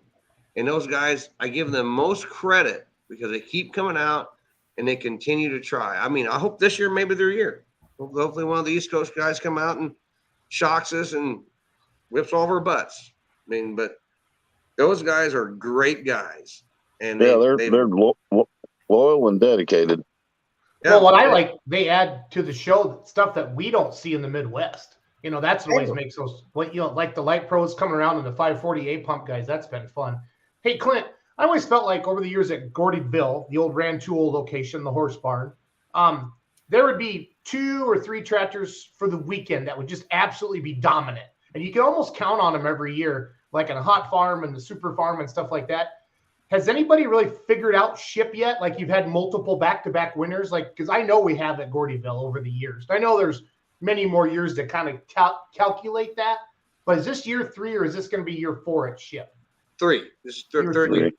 Have you had any just truly dominant vehicles these first couple of years? Yes. Well, I'd say Matt Smith pretty much had it done, and he set off with a pretty big finale last year. Yeah, he did. Yep. Matt Smith, and the other name that comes to mind is CW Cartmel and the 3.0 trucks. He owns that building. Yep. Most hated. Yeah, I mean, Matt and those guys don't talk, and I didn't even text him today. I was like, I wanted to get him on here, and it's like let's talk about your 4 passes at Ship, but I wasn't even going to let him. I wasn't even going to bother him because Smoke don't talk. He just doesn't talk. Nope, he doesn't. Now Marty, it depends how much he's had to drink tonight. He talked to us all night, but Smoke don't talk. But I know they are retooling, they're restaffing, and they are bringing a lot of blue tractors to Ship. That's awesome. Adam Wilson chiming in. CW is the man. Yeah, I agree with Danielle there as well. Chad Zakow, that tractor has had that building wired too. Yeah, he wins a lot. I shared his video of him running over my camera today on the Let Smoke, and I made it a Facebook reel tonight because I had that camera just sitting there, and like I know Jesse over the years and Zolik, we've had cameras buried in the sand, but that one, I mean, the camera just went like this. It was like somebody said it's like a fainting goat. So Yeah, whenever Smokey blew up last year, he knocked my pretty much brand new to me camera over. And I asked Zolik, I was like, was that mine? He goes, yep. But it's still working. It's still working. It's a lot of videos this summer, so heads up to Sony. You can take a Ford motor to the face and keep going. And fall 10 feet to the ground. It went right to the ground. Then Right on the concrete. Yeah, right on the concrete. Right on the concrete. And a GoPro Hero kit. Jason, I don't know if you've done it or who done it, but I looked at the year at Goryville when Jim was lacking his presence that year on flat top. Oh my God. We put Jim's picture up there at the top of the sign. And Schultz ran over it. And he on the Schultz run right over him. Like, there you go. Devin Ringens chiming in. I've never been to Gordyville or Ship, but we're working hard to get together to be there for the first time. That's going to be awesome. That thing runs. Devin, we need you to get that thing together. And if you notice, Devin is an A-pump tractor. Yep. And going to Louisville, and he's not competing in the A-pump class. I know what that means. Yep. He's got the big boy pump on, and I hope, because he's out of the Bryce Van Genderen camp. Bryce is a huge supporter of this whole deal. I mean, he's the one building all the water buckets for us, and VG Motorsports. If it wasn't for those guys, oh my God, I wouldn't know what to do as far as keeping everything straightened out. You know, he went to the Western Series banquet, and we had a pretty good time on Saturday night. He said he was going to go on Sunday and make all the water for the event, and I think we got like 150 5-gallon buckets of water to make. Bryce is doing it all. And getting it shipped up there is going to be tricky because we've got super cold weather. So he'll figure it out. He's a good dude. I buy all my VP racing fuel from Bryce and water in the summer. So pallets of it shipped to McDonald Farms. Yes. Devin Riggin puts the smiley faces up with the sunglasses. Devin's got a pee pump. He's going to lose. I could sell you sort of one. How many spares you got, Schultz? I got one spare. So I had two. So Blake Coles, how many hot farms do you take to the finals? How do you sort that out, Tucker? We're going to do 12. Okay.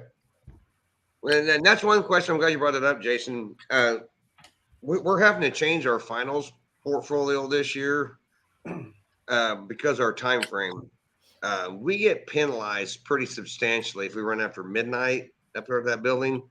So we try not to do that. We used to always have like 8 tractors in all of our finals classes. This year we were like we had to knock it down to 6 just on time frame.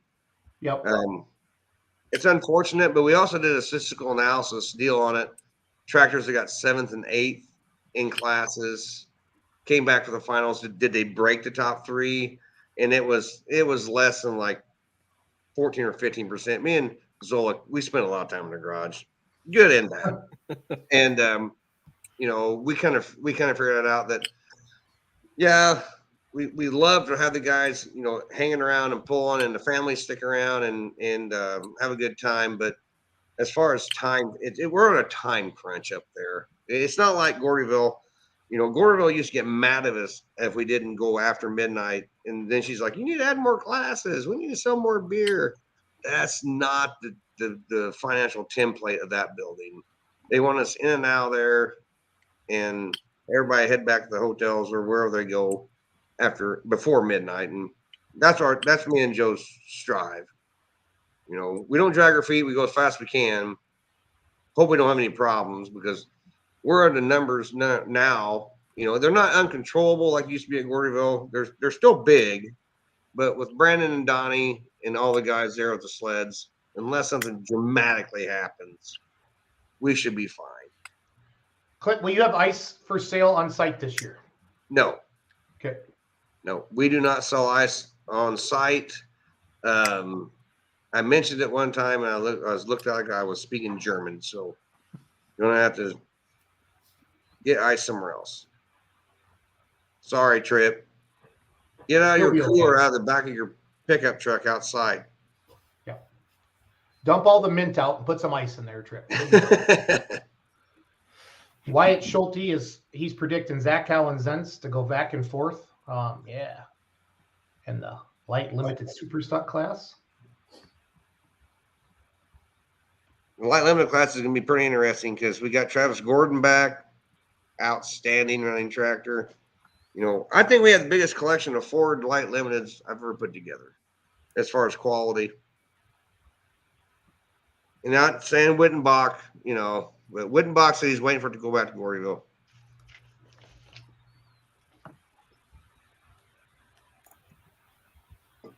Have you told him how long he might be waiting? That might have been mentioned. Wittenbach came up for the last couple of years. He says it's not his cup of tea. And for some guys, it's not. It's a long way up there, but it is what it is. And for some of the light limited guys in the Midwest, they do not like competing with the 466 guys, which I absolutely understand. But for a show that's not based in our land of Missouri or Wisconsin, based in Indiana, we have to kind of roll with the Romans in their land, and they allow 466 tractors. We just got to adapt and go around and get around it. I still think I could take a 410 tractor with all the latest and greatest and go down in Kentucky and compete with them. I still can believe it. I still think you could take any of those ECI tractors and battery stake tractors and go down and run with them. I still believe you can. I do not think we're comparing apples to oranges. I think they're all competitive.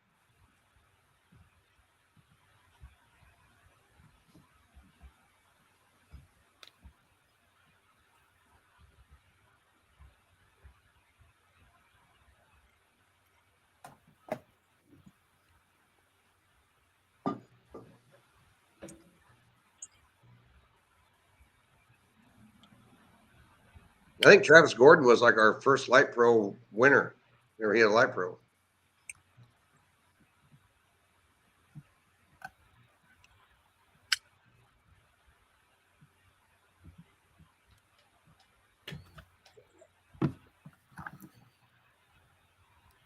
Gonna be interesting. There's some tough stuff there.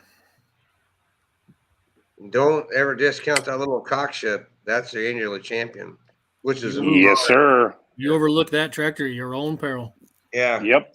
That's an honor. I mean, how many years have we been trying, Charles, to get that tractor to come compete with us? Forever.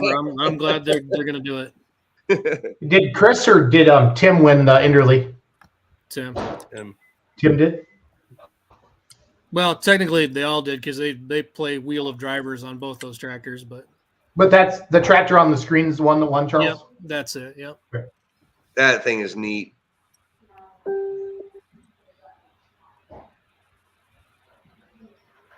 Some Charles guy took that photo. Yeah. Wonder who the hell he is. He's a big deal on the thumb.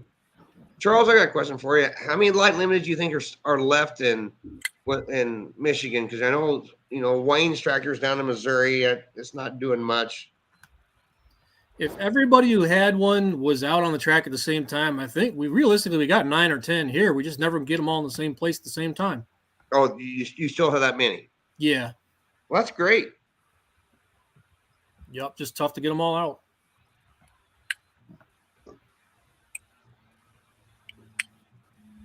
It's not as addictive in Michigan and Indiana as it was in Kentucky.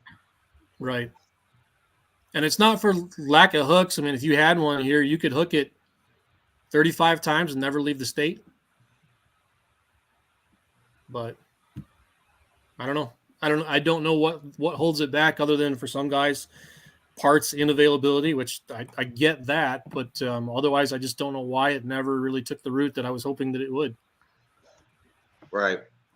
How many point champions? I mean, Charles, I don't expect you to know this off the top of your head. Actually, I do, because you're kind of cool like that. I would say a majority of the point champions from the U.S. are going to be here in that light limited super stock class, correct? I think so. Yeah. Okay. Yep. Yeah, I think we got TNTs and Battle Bluegrass. WTPA, Yarn. Who won WTPA? Yep. Brian Miller. Okay. Brian Miller. Mine's That's another one of those tractors that you overlook at your peril. Mine from the PPL West. He doesn't do much indoor pulling. Is that autos? No, clots. Clots, yeah. Oh, Ben. Yep. That shake and bake tractor runs hard. He pulls with you. Yes, it does. Yeah, he Doesn't came he, out to Tucker? Monroe, Yeah. and there's 20 of them there, and 22, something like that. And I saw won them. that class. They were at the deal. Oh, that Chad Richardson does. Before Paris. Paris. Yeah, Yeah, I saw them there. yeah, they're OP tractors. They run good. But he has a lot of cattle, so I'm sure it's hard to leave in the winter. Yep. I'd say probably really the only part of the country for this class that is not represented at all is there's no one from the New York area on this list. And there's some good tractors up there. Yeah, there is. And it's about as close as indoor pulling gets to them. I mean, because I don't know if the guys at Keystone are still trying it. They tried it a couple of years. I don't know if they're still trying it or not. And I'm not sure. I kind of don't think so. They got so many of those pro farm, hot farm tractors down there. They don't really have a lot of room for. They don't have a lot of time. Yeah. Because they're on time constraints like I am. Morgan Schulte says, Clint, thanks for the sweet DVDs. You're welcome. I wish Malfunction Junction. Barry and Alan have been out there over the years, right, Roos? I'm sure. Yeah, but Oh, yeah. Yeah. Yeah, Yep. Alan. You know, he's my buddy. He might be raising children right now. He's at that point in his life. He's probably got children in about every sport imaginable. He does, and they're all in high school. So Yep. Zen's won the ECI champ. Okay, I wasn't sure. That's cool. Yarn, what's your Which favorite one? class? Which one of the Zens is? Steve Zens or- is Steve or David?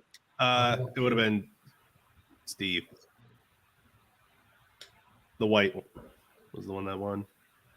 Yeah. Yarn, what's your favorite class at the Midwest Winter Nationals? It's a good question. I don't know. I like them all. I don't know. I like light pros. I like RPMs. They sound I'm awesome. cool indoors. Yeah, they sound awesome indoors. So Here's all the light pro stuff from last year. This is Kevin Utt. This came out Yeah. in the 87. And here's the famous wrist pin from the Ford. That's a laptop killer. This is a laptop killer. Yeah. We keep we have them a here on the piston table. from the Ford. So Conversation pieces.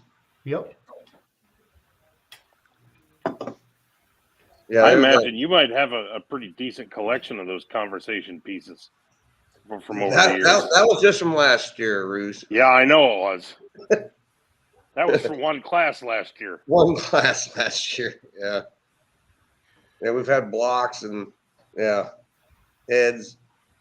But when you put them in a bind, that's why our track crew is, in my opinion, the best in the world, because stuff tears up there, and they don't tear up on bad tracks. They tear up on good tracks.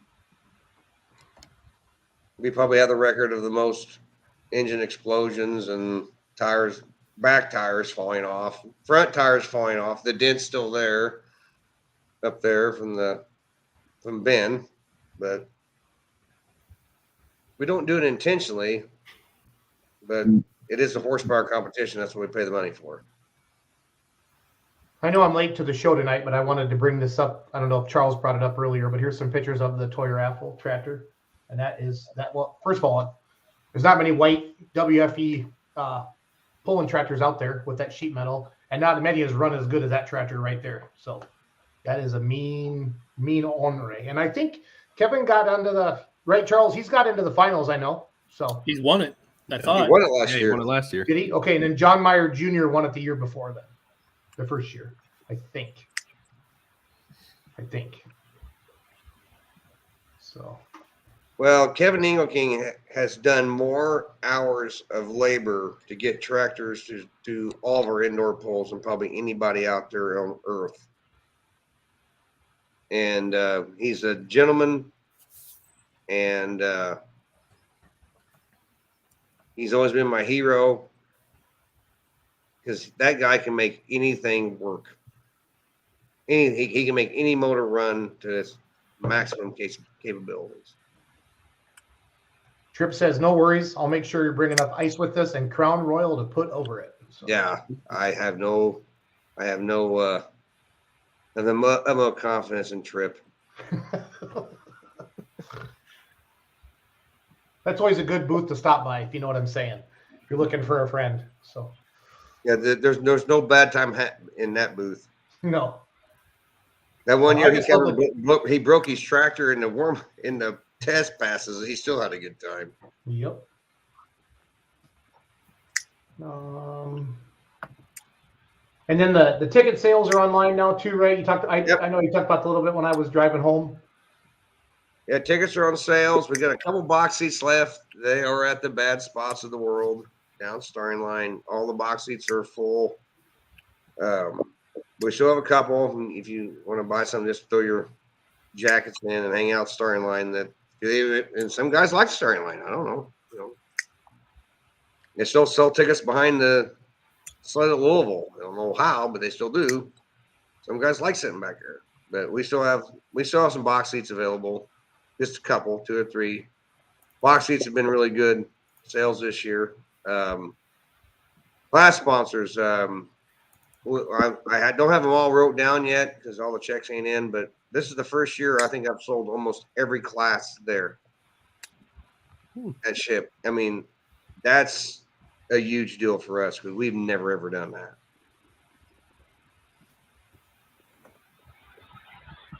Well, it's kudos to your event, Tucker. Let's be real.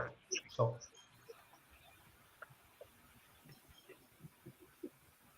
We've been getting a lot of questions about the fuel and water. If you're pulling there and you're a diesel, it needs to be 150 to 30. We do have our fuel testers this year. Last year, in the years previous, we kind of let everything fly, but this year it needs between 150 and 30. We got kind of ridiculed by some of the grandfather groups that we've been letting, crazy bio go crazy, and that's where they blamed the Ford from exploding last year, even though we had VP fuel and VP water. But whenever things explode, they explode. But it wasn't because he was running nitromethane or anything. Smoking, those guys are better people than that. But to clear the air, it's 150 to 30. In that land of NTPA, you can run biofuel that goes above that. Well, we can't allow that because that just end up opening up a can of worms. So we are 150 to 30 on fuel, diesels. We have water for sale. It's good water. You don't have to run it in the Light Pro and 4.1s, but we heavily suggest it. Everything below that needs to be running it. If you haven't got it ordered yet, get a hold of me or Ryan Zolik, and we'll get you a bucket of it made. It'll be there. And we actually have a few extra containers. So if you want some extra to take home with you, let us know. Bryce Van Genderen will be there, and he will bring some extra for you to take home with you if you have some for the summer. Then we have enough containers bought in advance that you guys can pick that up and take it home with you.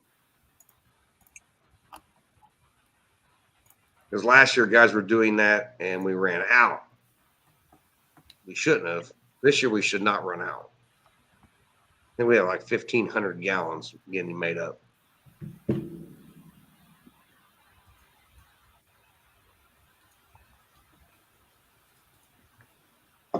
Got that clock running down. Getting here quick.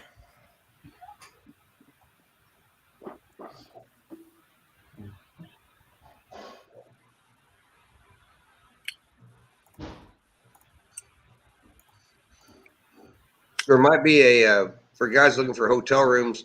We have a block we've kind of set aside there in Goshen. We might be letting go in the next couple of days at the Fairfield. So I'll probably need to get that handled tomorrow. Our hotels up there have been a disasters, to put it lightly, but we got to figure it out now. But we have some blocks probably in the Goshen area. It's not real close, but it's close enough where it'd be like Gordyville to Champaign.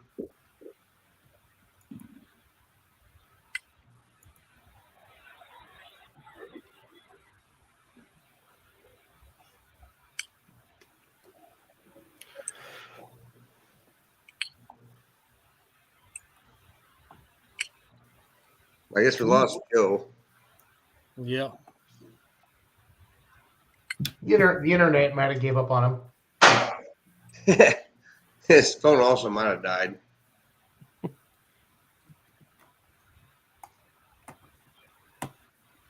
Well, I'm just excited. The holidays always go super fast, which is good to see everybody, but I feel like you get right back in the gear, by heading to ship. And excited about the test passes Wednesday night. I think that's fun, and that gets everybody excited. I like how Zolik does the live stream to kind of test it out and tease everybody about what they're missing, and then we get after it right away Thursday at noon or 12:30 on Thursday, Tucker. 11 a.m. Eastern on Thursday. 11. Yeah, we started at 11. I know it's a little earlier for the guys here in the Midwest, but to process the tractors in the time frame we are faced with, we're kind of stuck with that. We wish we could push it back a little bit later, but we're in Eastern time zone. We need to, when you're facing 90 hooks and maybe have a little bobble. Last year we had a little bobble there with the hot farms. Brandon and I are, talking, 2 or 3 times a week about, because once I get the classes put into place, I'll be honest with you, me and Brandon will kind of visit about it. And we'll talk about the first 4 or 5 tractors, and that way he knows exactly what to expect in every class. Because, Brandon, he runs a lot of stuff in the Midwest, but some of the stuff he sees, at our show, he's never seen before, doesn't really realize how good these guys are. And I will tell him that, that's my job to tell him, like, hey, this guy was a points champion, his first tractor out of the gate. And if you get him stopped at, between 285 and 305, we're good to go. If you stop him at 235, we're too heavy. And he laughs and goes, well, hopefully I don't screw up that bad. And we march on with life. But that's what's great about having a business partner like Bungart Motorsports. Brandon is perfect, and he wants everything to be perfect. And last year he was not happy about just a couple classes, and this year we hopefully keep Woody's class under control of the Wambas on Saturday, because last year they got out of control, and hopefully this year we get them under control and get those guys that don't want to make 2 passes, and they are going to run the big sled that they've requested, the mini rod sled, and Brand says absolutely not. Those starters got enough horsepower, they pull a big sled. Last year they pulled it too much. We had quite a pull off. Yeah, 14 was enough. Are the class order on the advertisement or the pulling order, Tucker? I'm assuming no, but maybe not. The flyer is not accurate at all on what class order would be. We usually start out with something, has quite a few in it, and then we put the hot stuff. The faster wheel speeds usually are 2nd and 3rd classes. If me and Zolik need to micromanage that, we can do that here in the next few weeks. That way people kind of know, when I think it's more important when they want to buy the live stream, we don't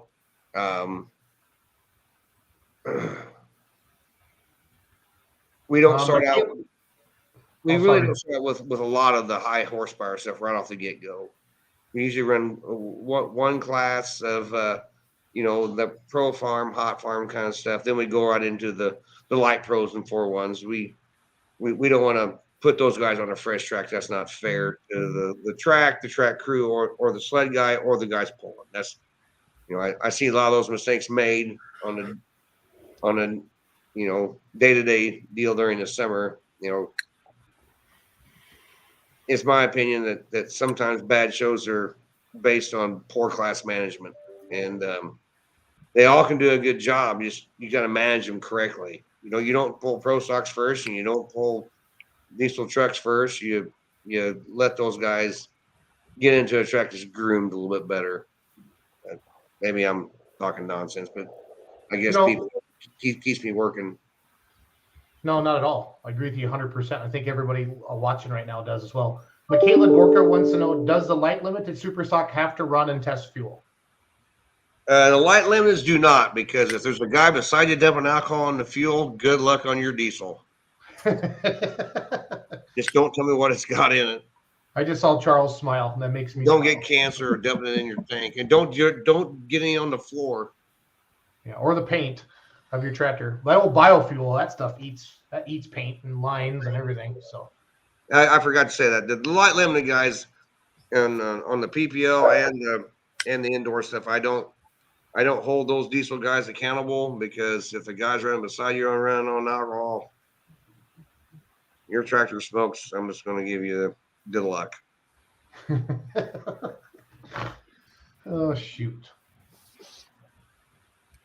Well, what else do we want to cover tonight, guys? We're at the 2-hour mark.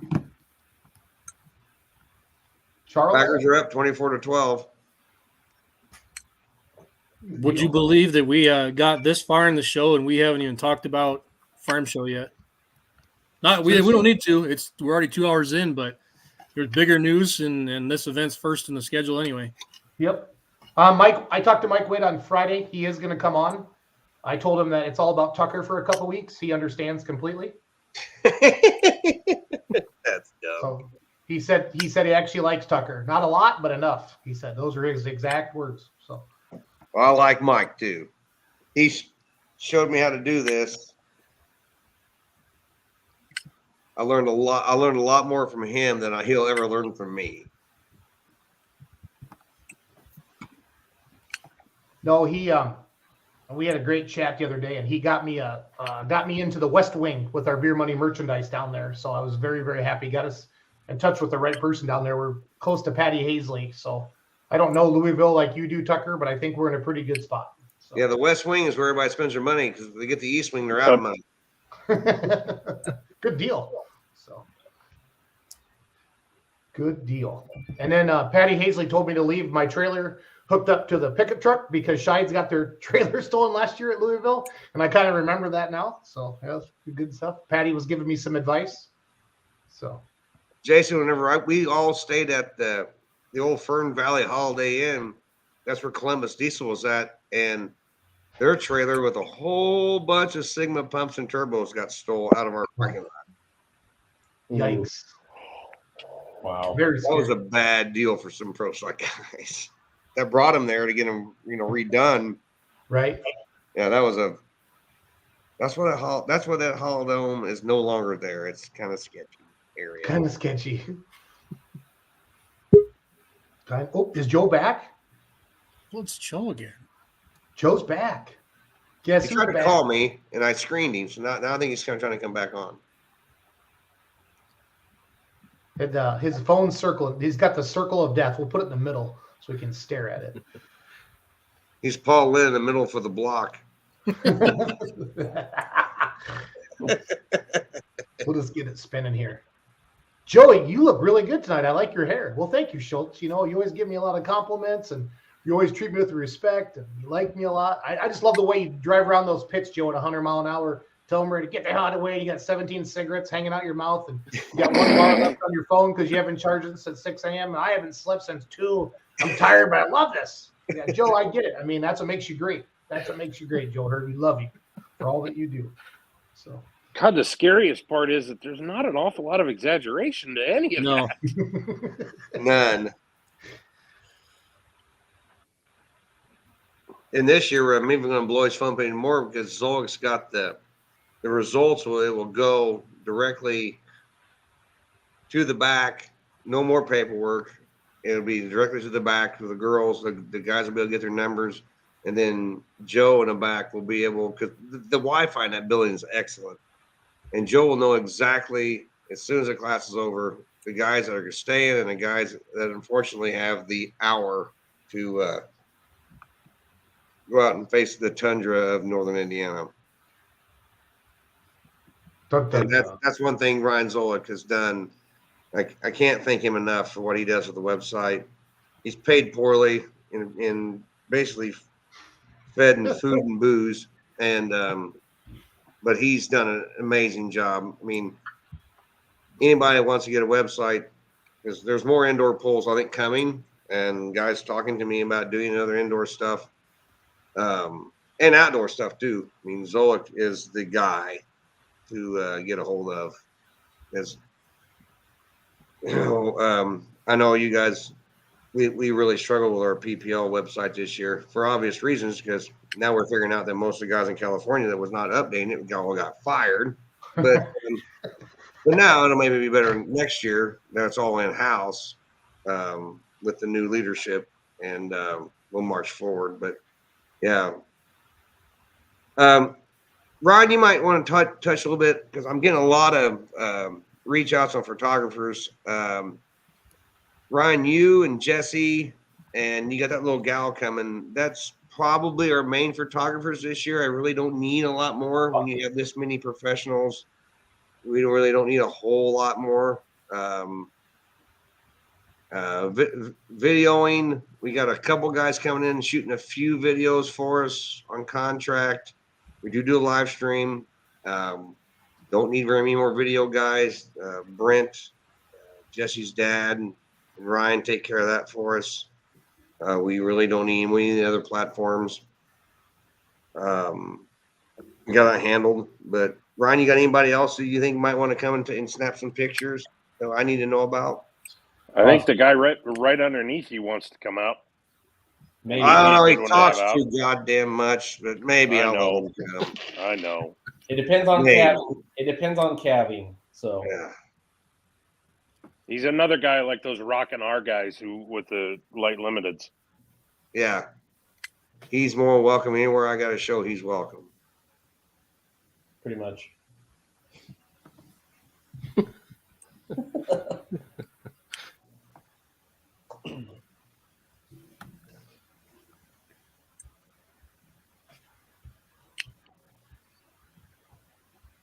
All right, I got to stick a fork in it, guys.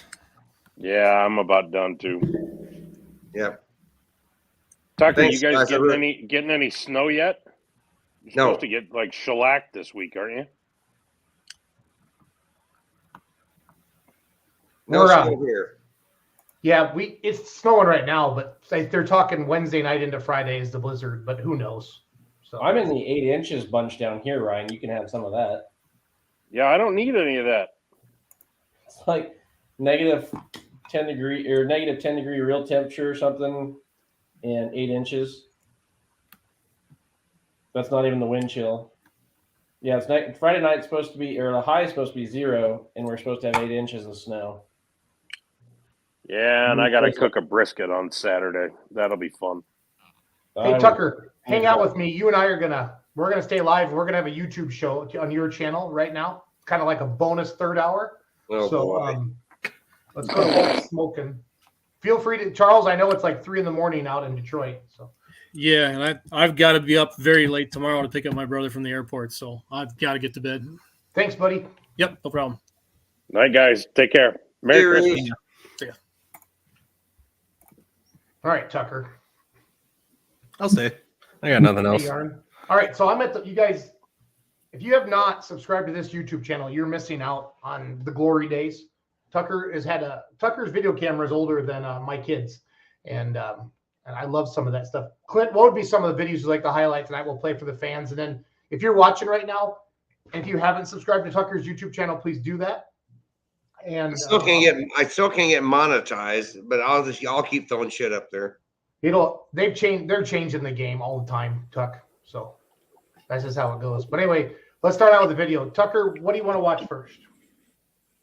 I don't know. There's like 10 years on it I've done so far. I'm going to go Badger State 1999 Oshkosh, okay? That was a terrible night, terrible track.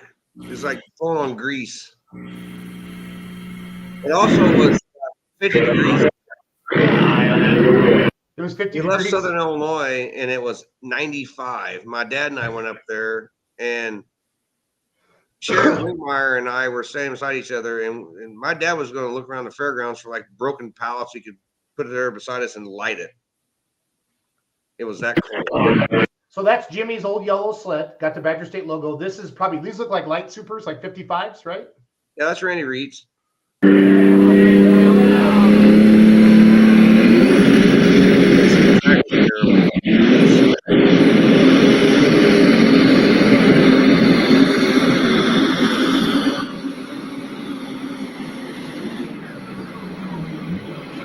Yeah, that's a great track. Yeah, it was awful. Tucker, over the years, I've got to announce up there with Badger State, and that place, I mean, the crowds up there, Klint, are huge. And what they've done now is they've moved that track out into the infield, and they've built up a much better track now. Yeah. Probably 5 years ago now, don't you think, Yaron, they moved that? Yeah, we can go with that. Yeah, Klint is from Illinois, Morgan. Yes, he is. Effingham, to be exact. Or that's where he lives now. Is that where you're from, Tucker?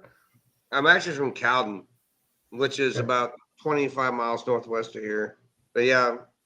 So that would have been the ATPA Jasper days, right? Right there? Yes, sir. Yes, sir. Okay. Who do we got here, Tucker? It's Billy McNulty. This is one of Staub's first attempts at a diesel super.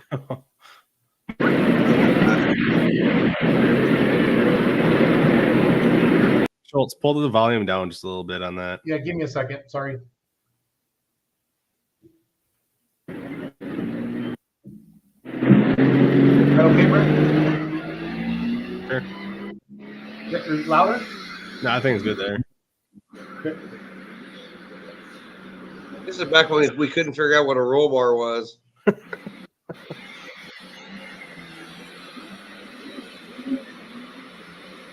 He got on the track because he had said spades on. Wow.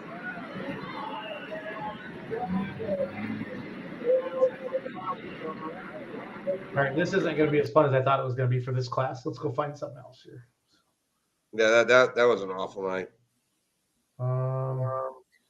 98 pro stocks. What do you want, Tucker? What's that? What, 98 pro stocks, 99 supers? Yeah, pick one out. I was there. I videoed them all. Me and my brother are Woody. What's that double A mean, Tucker? I mean, that was a higher purse. So there was like A, triple A? Yeah, no, there was no triple A, it's double A. This is actually an event put on by John Moomaw at a bar on the south side of Champaign-Urbana. It was a great event. Called TK Wendell's. They had a great bar there. Clark's up past his bedtime. Oh my God, Clark's watching. Bring another one, Clark.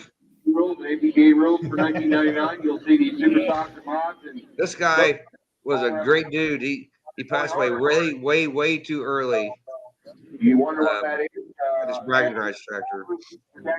So this would have been before the ITPA took over for the NTPA then, Tucker? Yeah, is this 99? 99, we hadn't left yet. Okay. Or this is probably 98. 99 we left, I think. But that was Clark.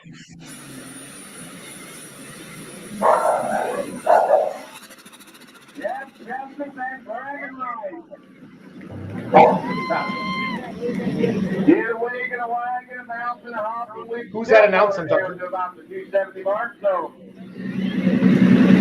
yeah, we'll have it. I'll see whether to accept that bull or not. But first, Don't recognize that announcer. I mean, it's got to be.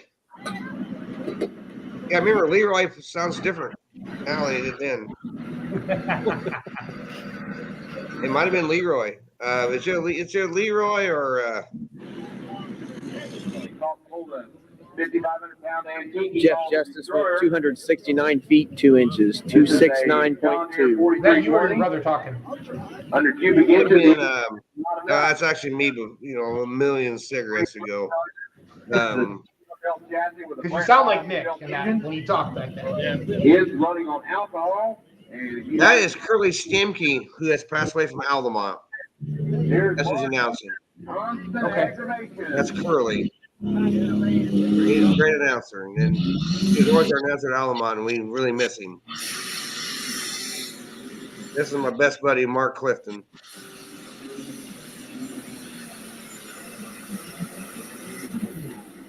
Was it constant aggravation back then too, Tucker? Absolutely. That's Whitworth's tractor now. Yeah. That's the first component tractor that I know that Dave Engler ever built. I think this tractor actually was before Tinker Toy and El Nino. You're still joining us. We have Klint Tucker. He's like Rain Man of truck and tractor pulling. So just ask your questions. And we're sharing a video from his YouTube channel right now. Mark Clifton with 272 feet, 4 inches, 272.4. My knowledge, this tractor still sits in Depot down there. This would be a fantastic Light Pro chassis. They have this tractor, I still think, and I think they still have a component International Alcohol Super. As I was mentioning, you see that side panel off there. Look at some of the ingenuity underneath the hood of that John Deere. Rick Vera bought it originally, and then his neighbors bought it from Rick. Everything and make that kind of horsepower and make them come down the line. But now we've got Gilbert Hofstetter from Dupont with the Executor. I get Clark to chime in there. I saw a thing that's Curly Stemke from Altamont announced.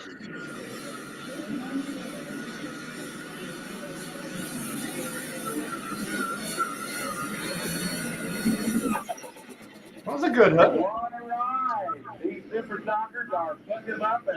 Well, the crazy thing about Illinois was at one point in time they put an insane rule and you couldn't put 4 turbos on a diesel. So there was never ever a diesel super stock in Illinois that had 4 turbos on it. They were all 3. I wonder why they did that. That was absolutely stupidity and dumb. And I think they did that to keep Ez and Lane, those guys coming, they lived on the road, just stopping in and just cleaning house. Yeah. Because Ez and Lane, to my knowledge, never competed at an ITPA event. 272 feet, 5 inches, 272.5. And this tractor is sponsored by Southern Illinois Crane Shaft.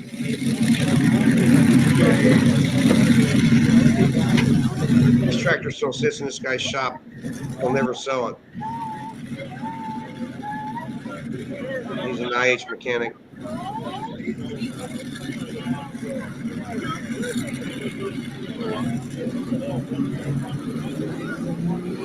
Here's Bob Kelly with Hypermarket.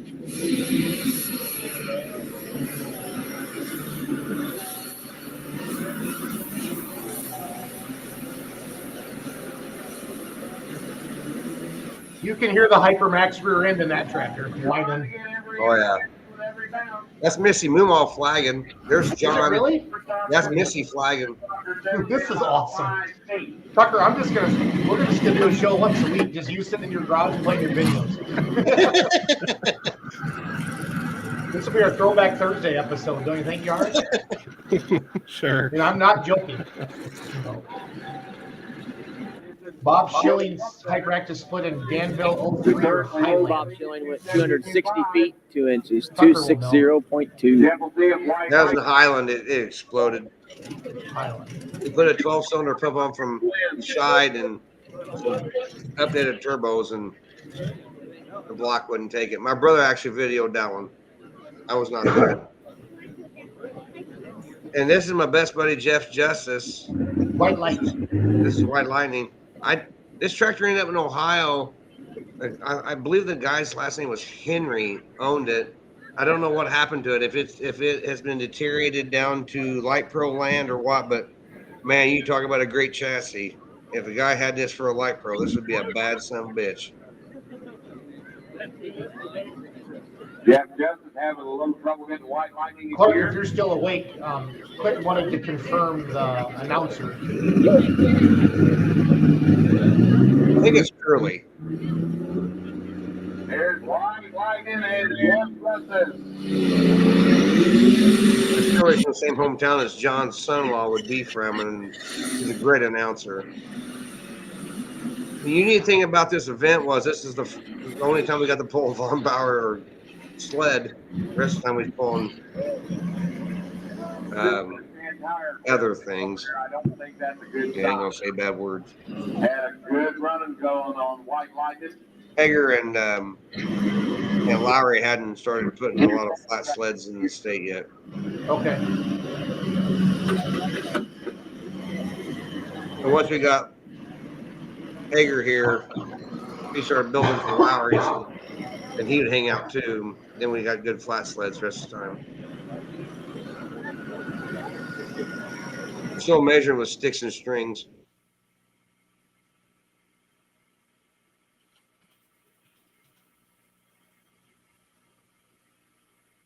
And again, that AA means the purse, Tucker?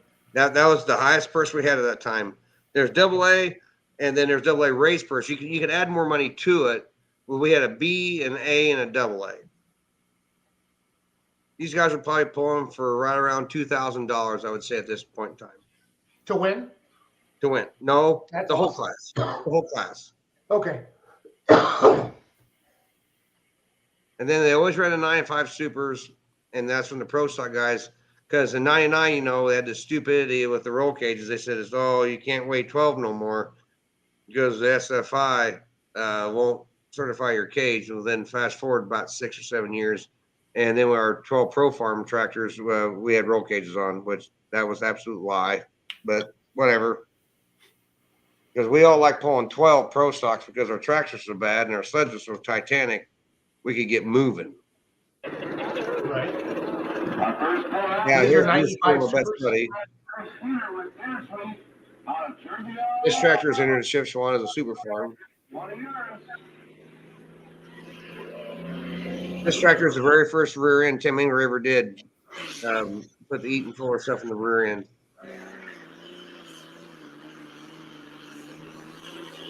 This was the Tom Sherrill's spoiler tractor from Indiana. Okay.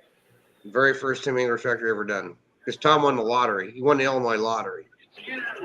Seriously? Yeah, he won over $10 million. He bought the ticket in a truck stop in Danville. He was over there pulling in Illinois. Then his brother did.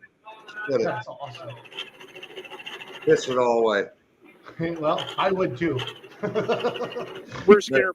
I was always the greatest thing about TK Windows was their beer garden. It was fantastic.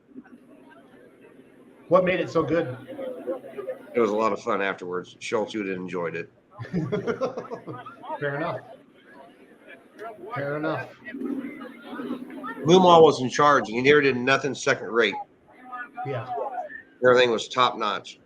Track, sleds, everything was top notch.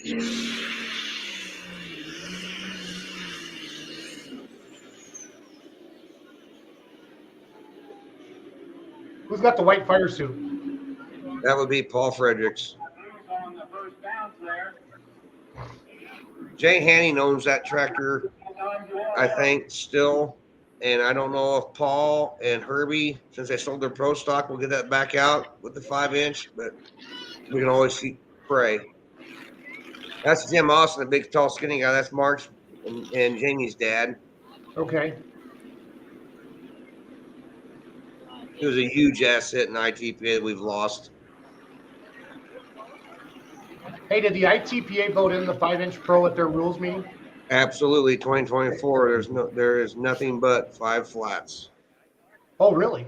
Okay. And are we keeping that Weimer turbo rule? Yes. Good. It doesn't make any sense if you don't do it. I know, but there was talk that it wasn't going to happen. So. Now, whoever told you that is misinformed. No, not with the ITPA. That was a concern with the NTPA. No. I've talked a little bit. I haven't talked to Mark, lawyer, after they've adopted it, but I talked to Jim from Weimer. He was out at the banquet, the NTPA banquet, and he said it went through. So fantastic. This is Rodney on Meltdown, which is now Richard Warren. That's awesome. It's so good this is so cool doing this with Tucker Yarn. It is like Rain Man. Yeah, definitely. That's definitely definitely made a good tractor.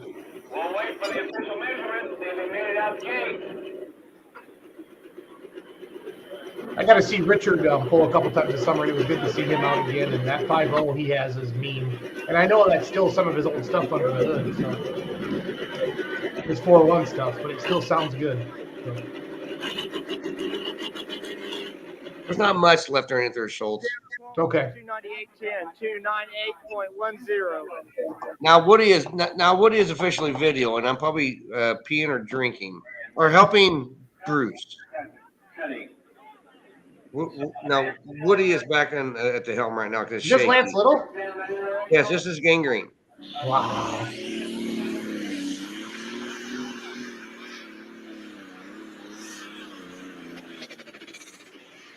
Lance is trying to run 2 bigger turbo. This is probably we're trying to turn in 99. We're probably trying to spin a 4.3 or 4.5. What cubic inch were you guys then for the Pro? 680. Lance has been 680 forever. Because it sounded like big cubes.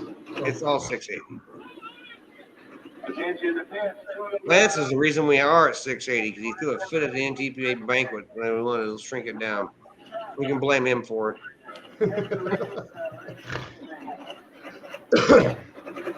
I can say that because I love him. He'll probably yell at me, but I can yell back at him. That's fine. 190.9. This tractor is actually for sale, Schultz. This is now a 4.1 tractor in Indiana. This is the old Bite Binder. Trent Boyd? Bite Binder.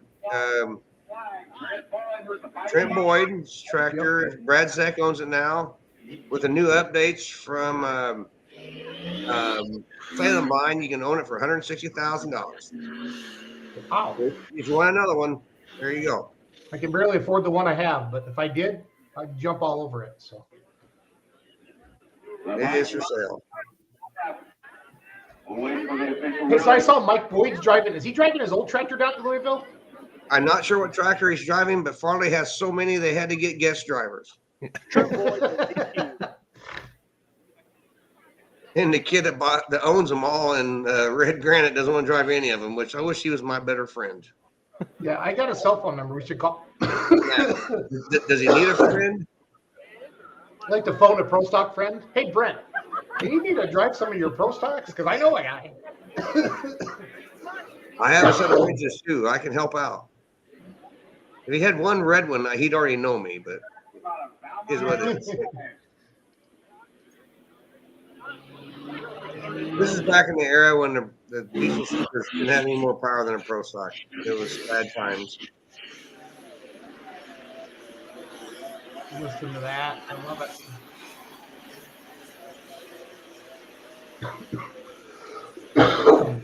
Oh, I think so Bob almost it's sitting in his shop, Tucker, huh? It's sitting in his shop. In his shop. And I tell you what, he was a hell of a mechanic. And unfortunately, we'll have to go to a visitation and funeral before that tractor ever gets a new owner. Hope Bob lives there 40 years. He's a great guy. And I tell you what, there wasn't very many ITBA events whenever he had that tractor competitively that he didn't hit. He hit every one of them. 298.4, 298.4. That's the Woodrow. Is he still happening, right? 105.9.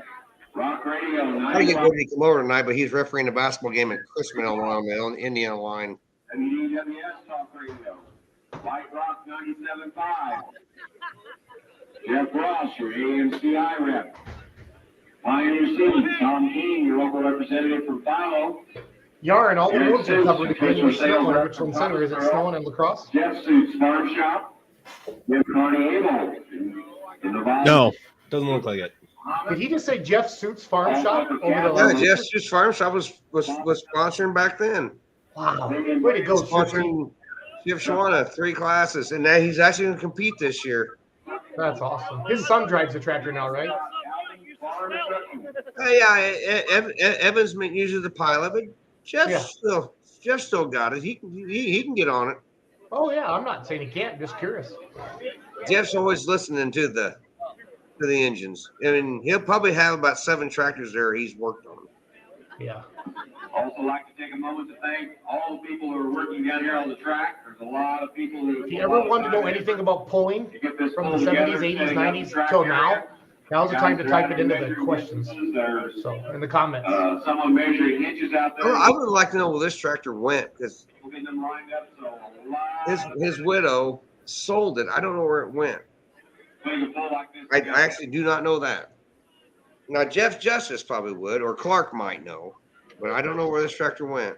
I think Clark was up 8 minutes ago last time he commented, so he's still awake. So.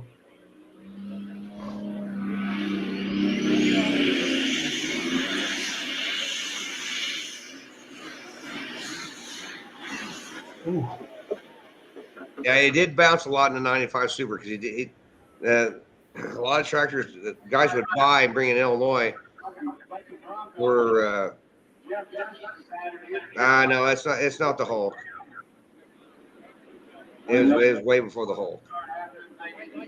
The Hulk was still pulling when this tractor was ready. What sheet metal is that, Tucker? 4230. I think it came from out west. Plenty of power just couldn't get it to the ground. Because he had a little 4010 that he flew around in the light class, and then this thing showed up. And the 4010 always was terrible, and Bob hated it. And then he got this tractor, and he really liked it. And like I said, Bob was a good friend of mine, you know, kind of like me and you, Schultz. And then we were pulling during the summer, and he didn't wake up one morning, and that was really unfortunate. I did a quick search because I still have all of Dan Mayer's. Okay, yeah, Dan would know.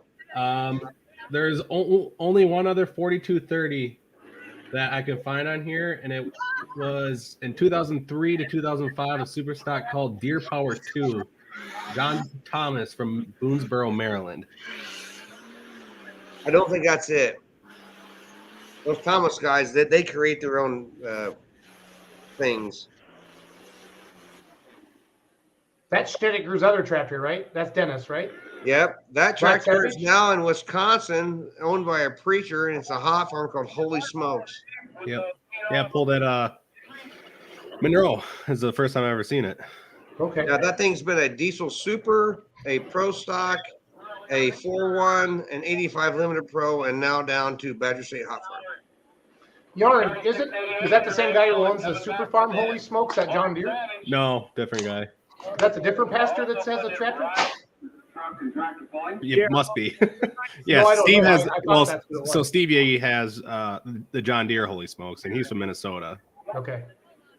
Yeah, because I don't know if he's a pastor or not. I thought somebody said he was. You can. Well, I know he does like the Racers for Christ stuff. Okay.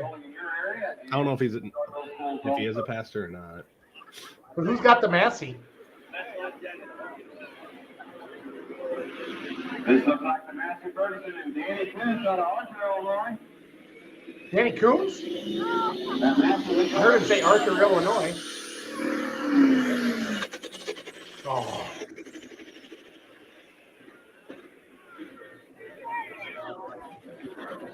The Trailblazers not wanting to head down the trail today.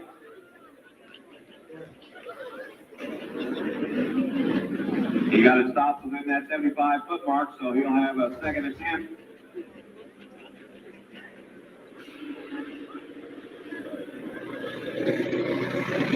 Danny Coons trying to build a fire in the Trailblazers. Sorry, I stepped back and called the guy, and he didn't know where that tractor went either. Had the candle lit, but couldn't make it keep it burning, so. This is the original Trailblazer.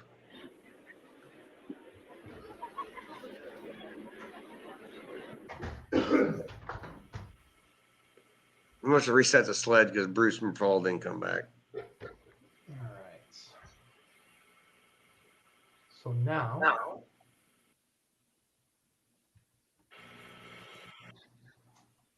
Tucker, pick one. Do you have any Fort Wayne Indoor Coliseum? What's that? You Do can you pick have any any you Fort want. Wayne stuff? Oh yeah, there's Fort Wayne stuff on you. You just got to Google it.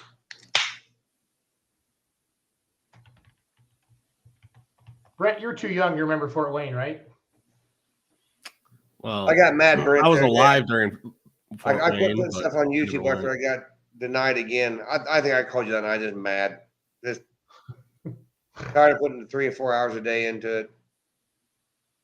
Me and Zolik are thinking about putting a thing like the Outlaw has together and just having a deal. You just go to my deal and you can watch everything I got for $20 a month. I have a call set up with Speed Sport TV Wednesday at 1. I'm having that conversation with him. So, well, so many guys, they like YouTube, but they don't like having to work through the archives. yep. And I think Zolik could probably figure it out. You know, where you just click on a year and you want to see what's going on. Here's 2003 ATPA Winter National Super Farm. I was there. Were you sober? Yeah, I didn't drink as much back then. I've gotten better as I got older. Look at the graphics here, and look at the graphics. Isn't that state of the art? Dude, Tucker, you were doing this when nobody else was. This is cool. It's you and Photo Joe. Is Photo Joe still alive? Joe, man. And Ted. Okay. We'll say no. Funny story. Go ahead. Go ahead. No, the, you go the ahead. coolest thing about Fort Wayne was it was a lot more fun than Louisville, as I guess a video guy or hanging out with the ATPA, McConnell, all those guys. You felt, because Tom was a knucklehead, but he did make us feel like we were really important to be there. Up there where I'm videoing, there is all kinds of activity off to my left. I mean, some nights it was good activity, sometimes bad activity. But, Forrest Lucas one time brought his chair and sat down beside me and just visited the entire time I videoed these pulls up there. And that meant a lot to me because I was an absolute nobody. Still am. But this was as far as the town and the event, as far as a pulling fan, our hotel rooms, I think at that time were like $80 or $90. Where we stayed with kind of where all the ATPA pro stock guys stayed was an amazing night and just amazing time. This is a really good deal, and it's unfortunate this pull doesn't happen. It's really unfortunate I can't get in this building because those before me, I guess, have destroyed the path of anybody coming after them. I guess I could say that. Yeah, I think the statute of limitations have wore off.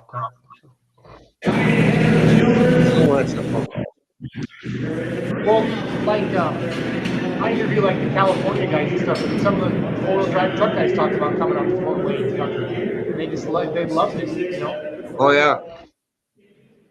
There was no building in the United States set up better for tractor pulling than this building.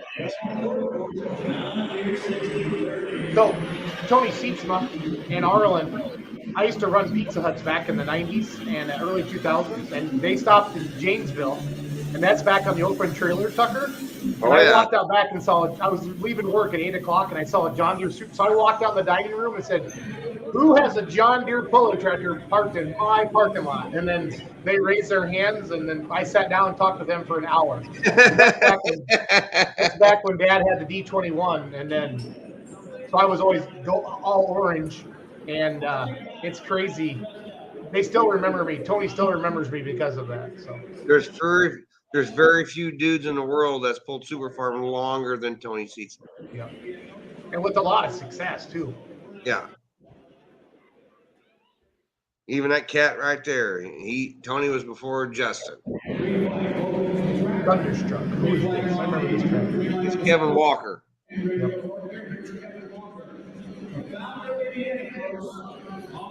But this is the place that has like a huge underground parking, right, Tucker, for the pullers and stuff.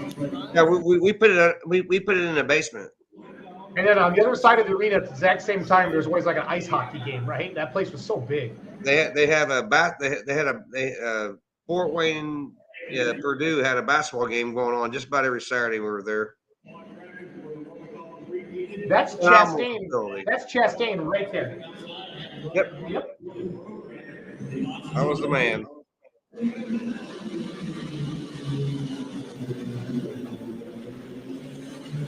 What horsepower would Super Farm you think in this? I'd say we're maybe cracking 1,000, maybe 1,100. Okay. Wouldn't even get in the That top sounds like 5 in Butch the and hot Elsie. fun class.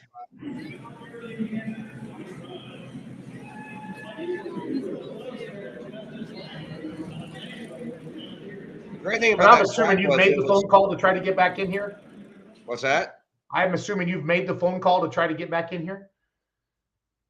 I made a couple phone calls, and one of my old friends still has a kind of a contract there. I don't know how, but Yeah, he was kicking around. He was kicking around the idea of trying to have something there this fall. Remember? yeah, Around Thanksgiving. Unfortunately, he caught me in the East Wing of Louisville last year, and told me I was his hero, and was going to organize this. I was like, "Whose smoke machine are you going to run?" And he said, "Well, yours." I was like, "Well, there might be a problem with that."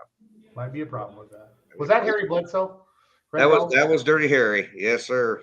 Larry Wolf. This is my hero, Larry Wolf.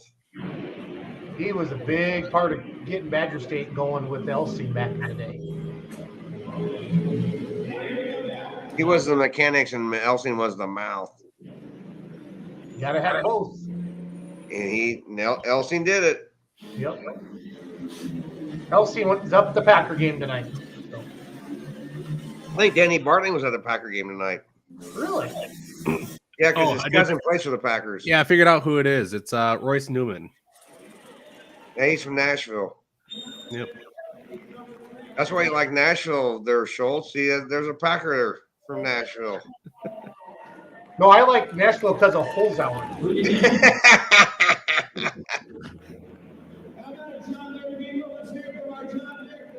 It's good to hear Butch.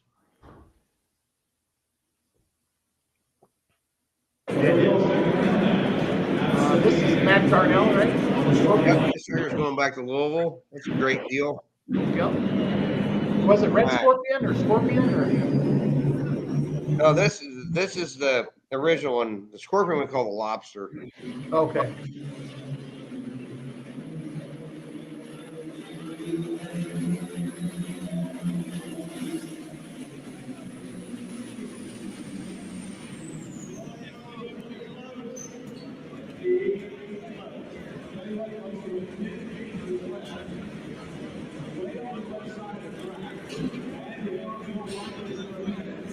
Oh, 14.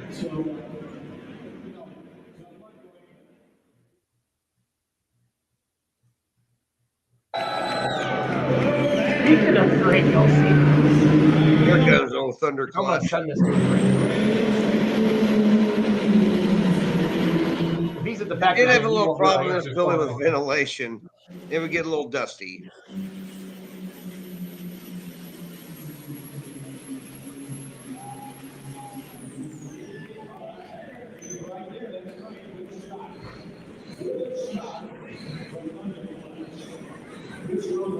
No, Tucker, we have a new Throwback Thursday. We're going to start at about 11:30 midnight. Oh, yeah. When you're in, Jared, we can sit here, watch all my old crap. When you're in good form, you start bringing up old videos. Here's Henry Everman with one of the 18 tractors he had at the time.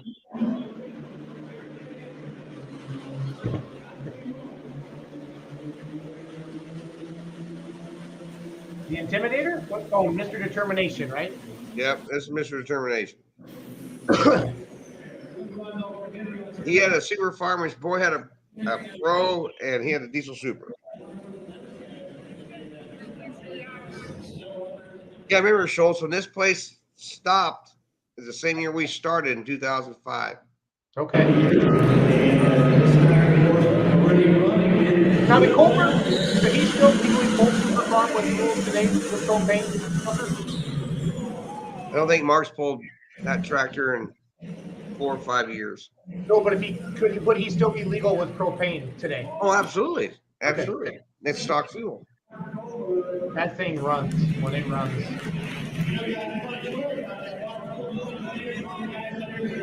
He's so busy building everybody else's stuff anymore. He doesn't have time to work on his own stuff like every other builder. Mark was my favorite guy to go through the barn at Bowling Green right after him. They were exhausted. So they just let you. Hell, I could have a full 1 turbo and they said just go. Just go. John Poppy, Iowa, Wisconsin. His tractor still sits. Does it really? Yeah, he still has it. I'm surprised Dirk hasn't done. Well, Dirk's feeling all good again. He's got his new kidneys. So maybe they'll resurrect this thing. This tractor still sits. Look at the smoke in there. It's awesome. It's hanging in the air. That's dust. That's dust? That is. It's dust. Oh, wow.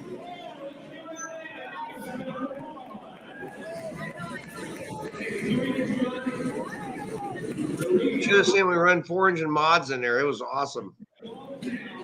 So my dad lived in Bremen, Indiana when this was happening. So we'd drive out from Wisconsin, and then Dad and I, and my wife and the kids would stay with my my stepmom, and then Dad and I would go out to Fort Wayne.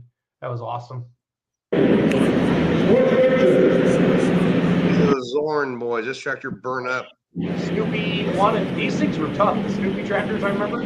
Yeah, this is McCormick Diesel Service. They built the motor. The mean one's right back there getting ready to get drugged to the track. That was the herd borer back then. And he's going out. This rude guy there is my buddy. I told him to get the fuck out of the way. He's up there drinking. Well, duh. I had a catbird seat up there, and the first 2 sessions, nobody knew I was up there. Then they started spotting me. JR's down there in Lowell videoing.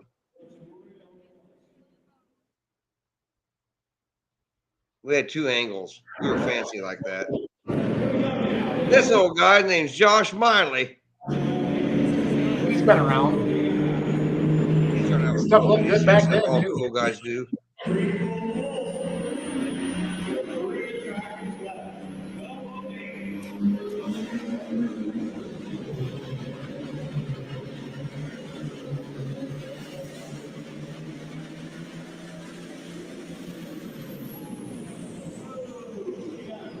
Wrong gear, Josh.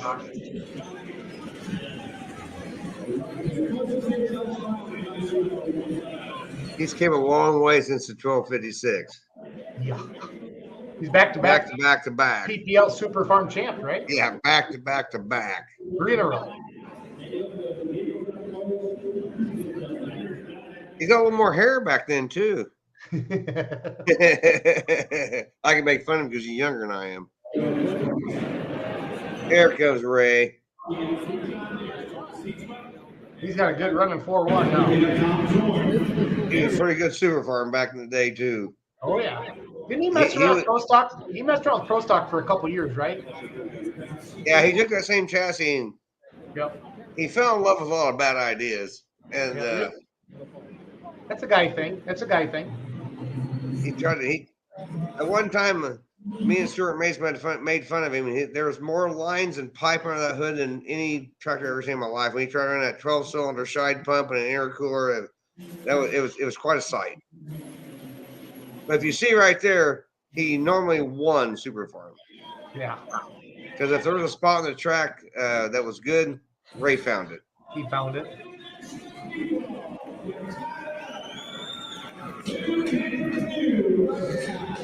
I'm not sure Ray lost very many pulls at Fort Wayne. Okay. That would be a good. Is that a good track? Is that a good track, Tucker? Yeah, Fort Wayne was a good track.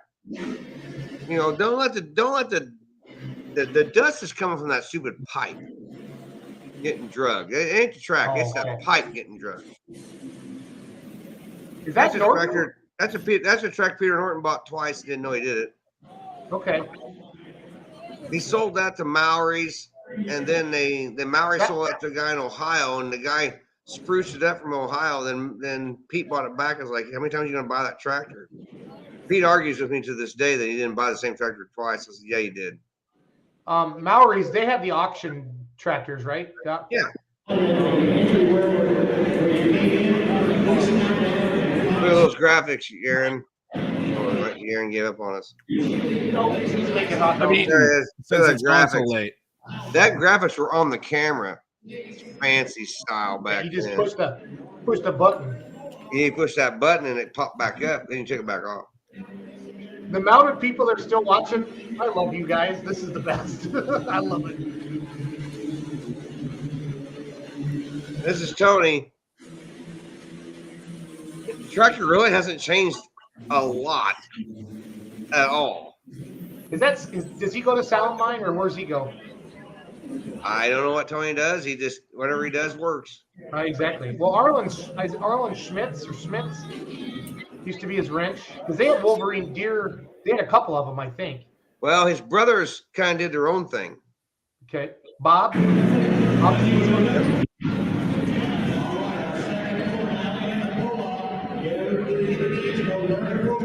Is this Cooch's tractor today? No, this tractor still sits at his house. I don't think Larry sold it, or if he did, he sold it local. Okay. And there's a link running around with a super farm tractor that you don't see very often. Did he sell it to one of Robbie's relatives? Yeah, okay. Tony, Wyatt Schulte says Tony goes to Salamine. Schulte would know. Well, you're in Super Michigan. That's Rain right. Man. That's the way to go. For sure.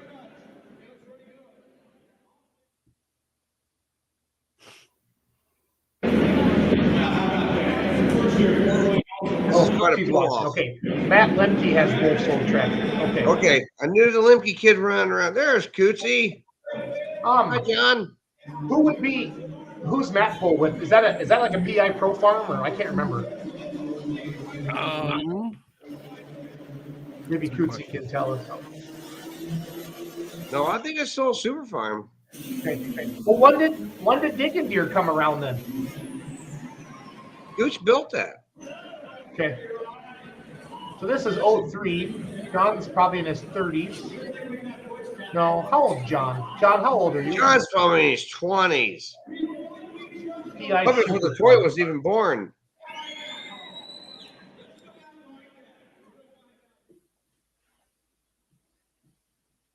I think Butcher Ray wins it.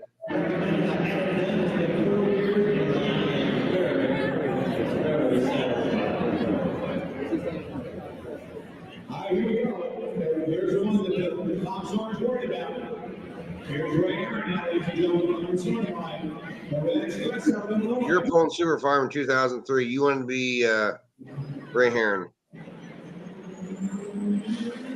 I called him and annoyed him for hours.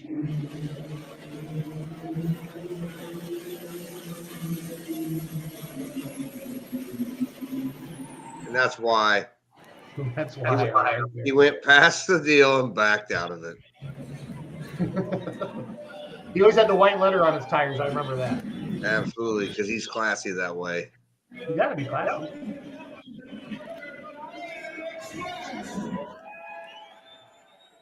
That's back So when was the that badge the 18th? guys wore those jackets down in Louisville because it was a badge of honor to wear those jackets. So with the red sleeves. Yep. Yep. And they all hung out there in Broadbent in that one corner where they drink beer. Ray Herring ran Pro Stock Tacoma 03. Yeah, the see- Zorn boys never rebuilt then after the fire in New York? No, they were all having kids and they just got madder and shit about it. And just, there was like 2 or 3 pulling tractors in that shed too. They got, because their tractors were built, their motors were just built 10 miles north of where I'm standing. Iowa State Fair. Oh, I love you, Tucker. This is the Iowa State Fair, guys, is my whole world as a kid. I mean, I watched the Banner Brothers, Hutchinson, all those guys back in the day there. So, and George Henderson was out there. They pulled on that crappy race. This is probably back when half the class was super farms, but it didn't matter. Yeah, that's Weisman camp, isn't it? Yeah. Yeah, someday, yeah. Yeah. This is probably when half of them was super farms because there wasn't enough pros to fill the purse out. What year was this? 2000? Yep. 2000. Well, I don't want to watch a bunch of super farms and pro stocks. Well, then you need to move it out of this then, because that's what you're going to see. You're going to see Alan Andrews and Lears. That's the only time you ever seen Lears right there. They are. I never seen Lears ever pull a Badger State class, but they show up to Iowa State Fair, which is super weird. That's her dad. That's Dwight? Yep. Yeah, Dwight Lear. You never see him in Wisconsin. You see him at the Iowa State Fair, and you see him a couple Badger State pulls. And he ran a lot of NTPA then? No, it just he just. I mean, he must. I didn't hang out tri-state stuff like that, but I don't worry he ran. But you see him out there. It's old Jamie Delander. Who's this? Yeah, I think he used to run a lot of tri-state stuff back in the day. Look how skinny Nelson is. It's like, that's Dave? That's Dave. That's Dangerous Dave. That's Dave Nelson? That's Dave Nelson. No way. He won't admit it, but he was Doug Roberts' right-hand man at one time. He's going to throw me on the bus. I said that. I just like looking at all this stuff in the background, all the spade tires and where the hell they're running mods on the other side. Yep. Those are D-landers. They could get this tractor down to 5 super if they wanted to. I don't remember that tractor. It lasted for a while. Years probably before you was even born. All right, I want to find some old supers again. That's my jam. What would be let's say super stocks? How far would I have to get back to like see my hero Warren Ropp? You think? I don't know. I don't think I ever got Warren on video, dude. I ain't that old. So, did I tell you Warren texted me a picture of him standing by my tractor at PRI? I seen that on your Facebook deal. That was like, so in 2 weeks, I saw Danny Dean, Von Bauer at the NTPA banquet, walks up and goes, Schultz, you ever met Danny Dean? And I'm like, no. He goes, well, here he is. And I was like, I just gave him a big hug. It was awesome. So here's Brookville, Ohio. What do you think, Brent? Griggsville, Illinois, Midwest Summer Nationals. What do you want to watch, Yarn? Yeah, don't go to Griggsville. It's a terrible track. Brookville, Ohio, is that going to be good? Brookville, Ohio is another one of those brush pulls that you can see. You can see a lot of weird stuff. Oh, you ought to go in Joliet. That's where the promoter got fired. Let's watch it. That's probably the worst pull I've ever been to in my life. Yeah, the track was so bad, Vaughn was backing up on the racetrack. I can't believe you remember this, Tucker. That's what. There's like 80 people in the stands too. John and Chrissy a couple of times tried to get me to do a pull up there. I was like, no. Like, oh, it's a nice facility. It's like, I was at the last one. It was bad. Like Joliet, the NHRA racetrack? Yeah, it's right there by the NHRA racetrack. Just right there. Is that the Rascal? Yeah. You know, they had a big show there. It's just terrible tracks, and nobody came and watched it.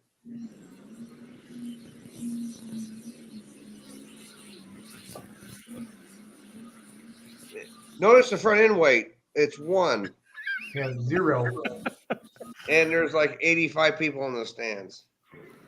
The cool thing about it, back in the day, the late models of, if you like late model racing, it's called the Have It Tampa series, was there that night. So there was like 100 late model cars there. My girlfriend and I went and watched this mess. We got some supper. Then we came back because that was the year Typens was not allowed to pull ATPA for some discrepancies. So Philadelphia and Scott were there with us, and we got to drink some beer and watch the good late model races in the evening. So that's the reason I went, because Phil and Scott were up there. Is this Gansmer? That's Dwayne Schroeder. Oh, the Cornhusker deer. Yep.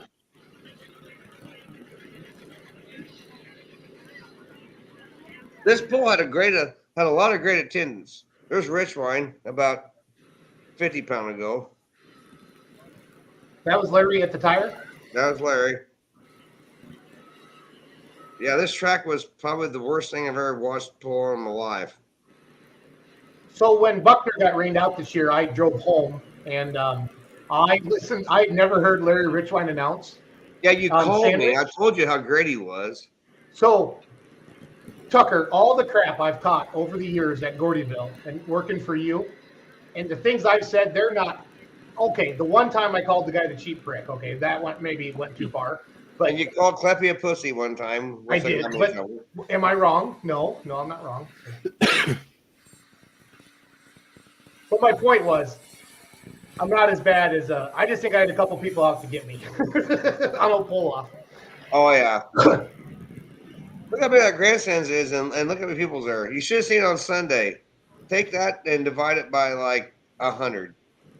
Not the Rascal. Rascal was Berg, Vasky, Hinton, Wheatley, Cumrus, Lloyd, Eads, Newman might be mixed up with the other tractor. Holy crap, that guy's got some knowledge. He's watching on one of our groups. I gotta go find who that was. Not the Indiana Rascal. That was. I bet that's. This is the night. This is when Terry Benson usually starts watching. I'll bet you $100 that's Terry Benson that just made that comment. I'm gonna go check the groups. Well, those were all R&L's tractors. That's Jeffy. Nope, that's Morgan Schulte. Morgan, don't you have school tomorrow, kiddo? The Rascal hasn't went down the track. The last time that Rascal went down the track was at Altamont. Avery drug it out, and that kid from Arizona blowed a bunch of money real quick on pro stock tractors. Right there's Larry, standing right there in front of me. That's Larry Roberts? That's Larry Roberts. Is he still around? Mm-hmm. Yep. There's Dennis Johnson, because he could drive a tractor with no front end weight on. There he goes. Shag nasty. I remember watching that tractor at Freeport. See that guy over right there? He had the best seat in the house all by himself.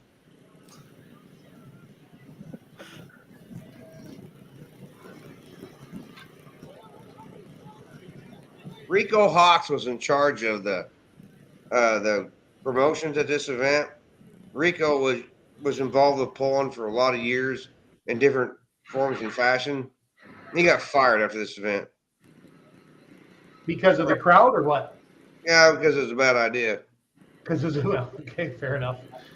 This would be Savage? Yep. Yeah, this was Roberts' cast ass that Klein bought. Okay. Or stole, whatever, a lot of talk about it.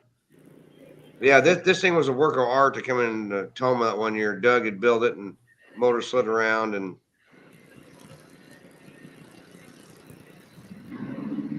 this would be a phenomenal 4-1 or Light Pro.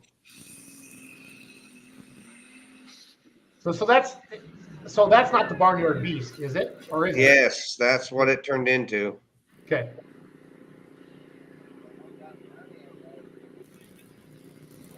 Larry had it.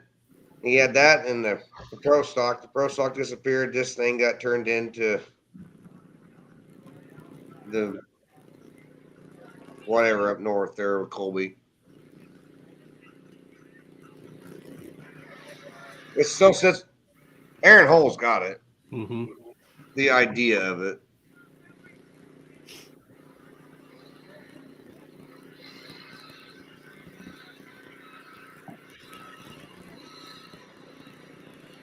But yeah, we had a lot of top-notch stuff there.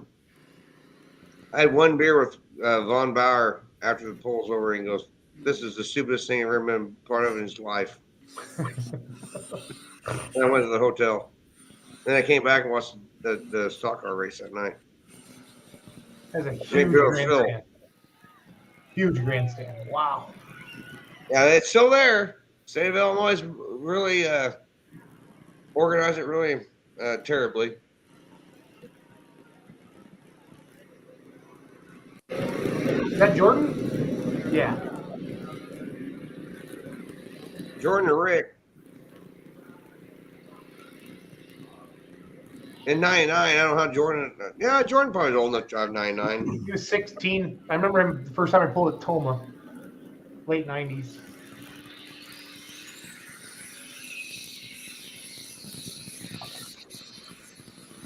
That thing was always weighted just perfect. Always.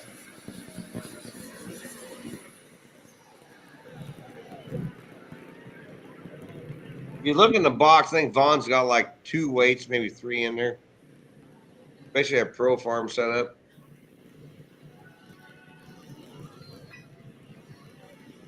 This is awesome. Otherwise, it'd have been awful. I didn't video the mods because they were having a hell of a time. And my buddies there, I was really good buddies with Martins. I guess they measured them.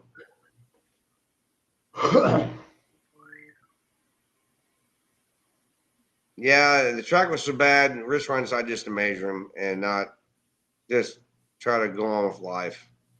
Yep. He didn't want to have a pull off. Because we were on a time frame because those stock car guys wanted to get out on the track and we were making them mad. For Is that the old mod videos? Modifieds? I didn't really video mods a lot until Doug Downs bought his in 95. If you go in Toma 2003. Yeah, I did that. I probably muled that. That I was not supposed to be there. Sure, I didn't know I was there. Dave's sleeping right now. Don't worry. He and I don't have the best relationships. He's forgiven you now. Don't worry. I'm sure he has not. When he wants to go to heaven, I mean. I'll attend his visitation and funeral. Make sure they're going to put him down. That's just my opinion. Did I say that out loud? Nope. Nobody's watching anyway. Is that Rich White on the left then? That'd be Rich. That's Rich White right there, right? Yep, that's Larry. But this would be Joe Stock? Yep, Joe Stock.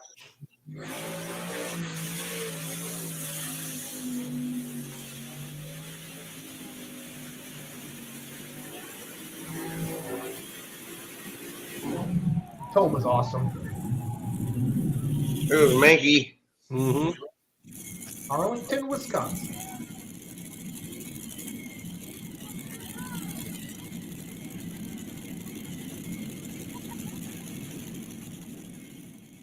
This might be the night that the bullet blows these turbos and throws all the shit everywhere. Is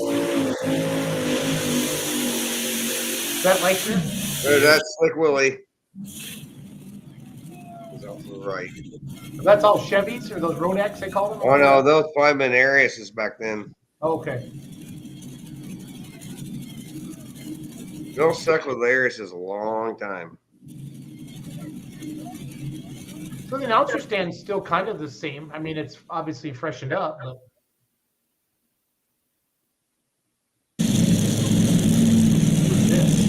Jack Kielmeyer. Yep, awesome. Big Jack. He does 30 mods.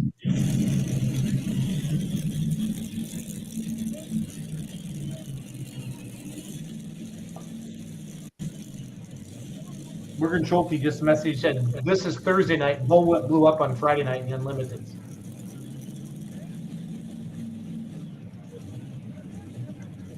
And that kid knows. Morgan even alive then? The fact No, he knows but Morgan is a mini Tucker when it comes to this stuff. He knows. He's watched more films and videos.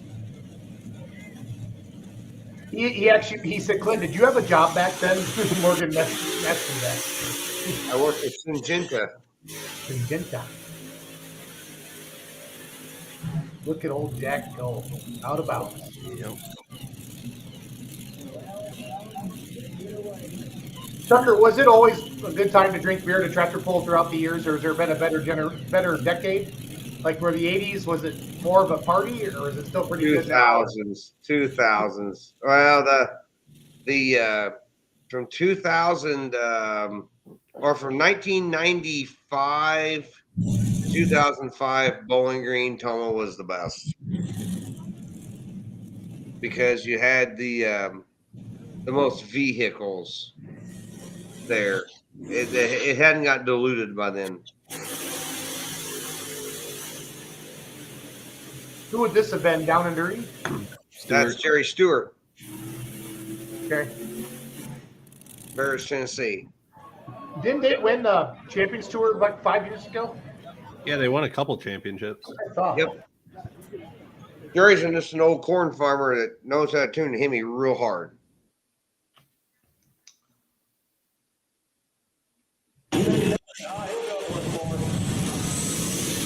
That's Dusty. That's Dangerous Dave. Okay.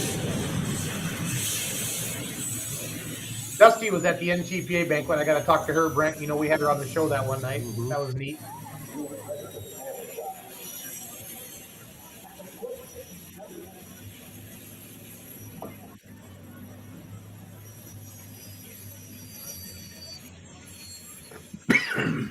I think he's to be put on the Hall of Fame. Mm-hmm. I think Dave still got it. I don't think it has been. This workshop? No, this is the guy from. That's Ziegler from. From Colfax. Very Dick. The P38. Is that what it's called? Yeah. Something like that. I think they've called him multiple things, I think. I think it used to be cool when it come down to Illinois. He's like, oh my God, there's another one. What's that fella doing with the shovel? They Get the dirt off the chalk. Okay. They also dug the chain, the single chain out. That was a Toma thing. Okay.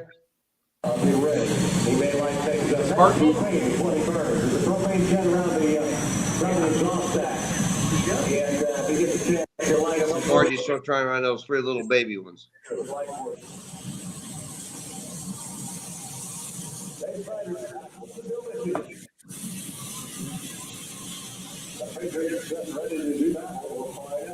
I'll tell you what, that deal I did this summer with the running both of them on that Region 2 deal, that's a good thing. Yeah. I told Mears, I said, you need to start a Silver Series pod class and get it all stole.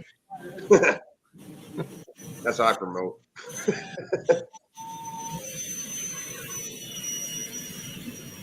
Oh, he's actually got 5 on there. I forgot that. He had 5 babies or 4 babies.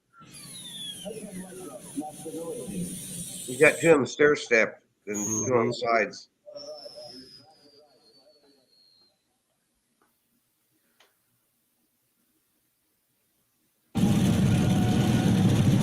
That's Klink. I don't recognize that one. That's the one that Klink had it and he sold it back to this is Martin's tractor. Klink bought it, ran it like this for a while, and then he sold it to Schrammick.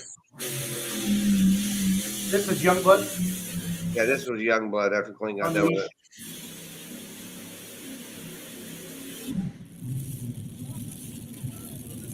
Brian hung 6 Chevys on it, tried to twist them hard with 8s on it, and it didn't work.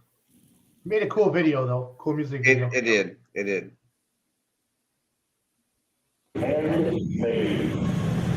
Brian said he was bringing 4-1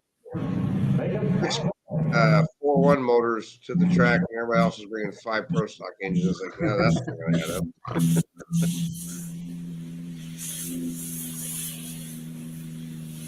Then there's old John Shaw's mod from 1975. I think so. By you, Brent. Supercharged Allison, Clint? What's that? That'd be an unsupercharged Allison, right? No, that's twin turbos. That's John Shaw's old mod from way back in the 70s. It lived up by Brent for a while, didn't it, Brent? Yeah, I don't know where it is now. He got parted out, I'm sure. Yeah. Who's this? Donald Nelson. That's Donald? Yep. He had that 6-cylinder in front and had those 2 Hemis on the side.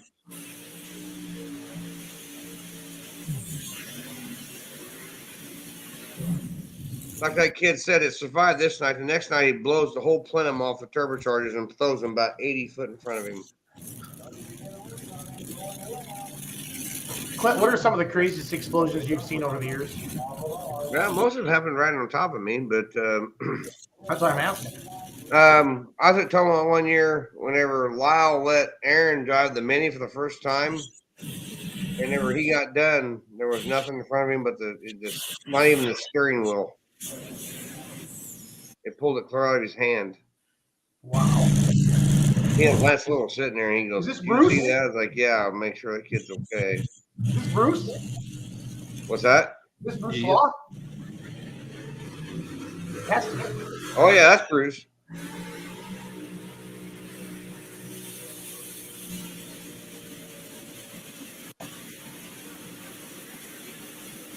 Most unbelievable thing I ever seen about Bruce. He went down the track at Bowling Green on the wild side. We started drinking beer. He got down there in the track and pulled the throttle back, and the tractor didn't stop. Just kept digging.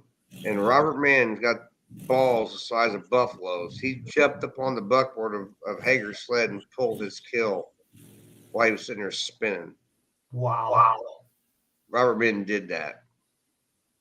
That's a good friend. This is my old buddy Doug Downs. This is Jamie Austin's Miller Lite Predator. If you look closely, Jamie's probably sitting around there somewhere with a Miller Lite in his hands.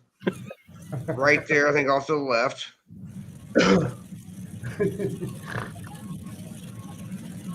Jamie was the crew chief.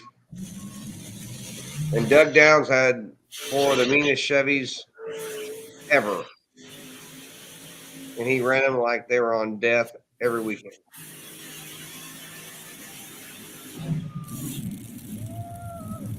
I had some friends that worked in the shop there in Decatur that redid these blowers every weekend, and they were torched.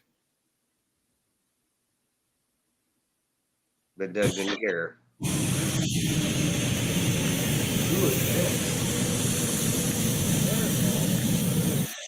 This is that guy from Minnesota, wasn't it? Brent, that never ran ever. He'd show up at Toma and he'd run it. Yeah, I'm trying to remember his name. Yeah, he was from Minnesota. And it looked like LD's tractor, but it never ran.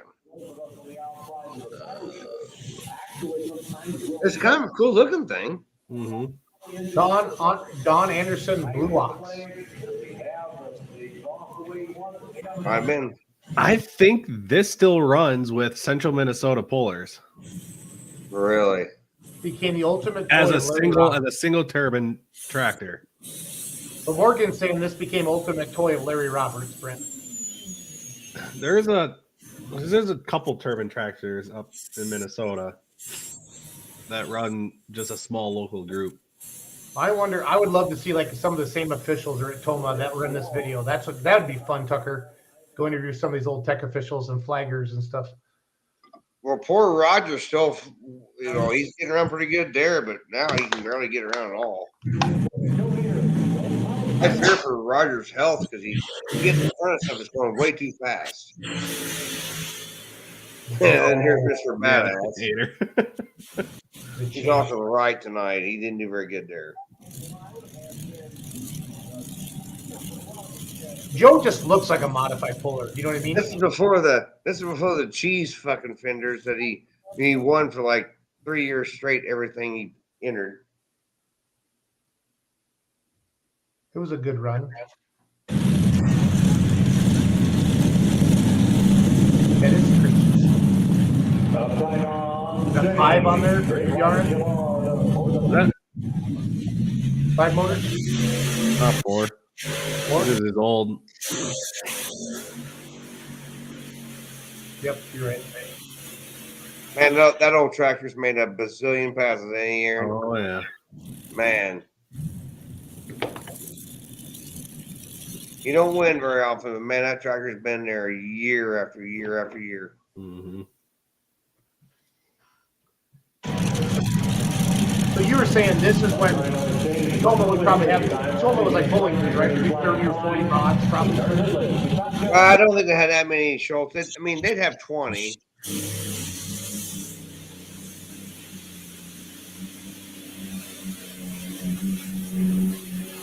Yeah, I was right. At least those fenders are on a tractor still at the Central Minnesota Pullers group. The Blue Ox fenders are on a tractor. There's two smaller turbines, but. So did Larry Roberts buy that tractor and then let the guy keep his fenders?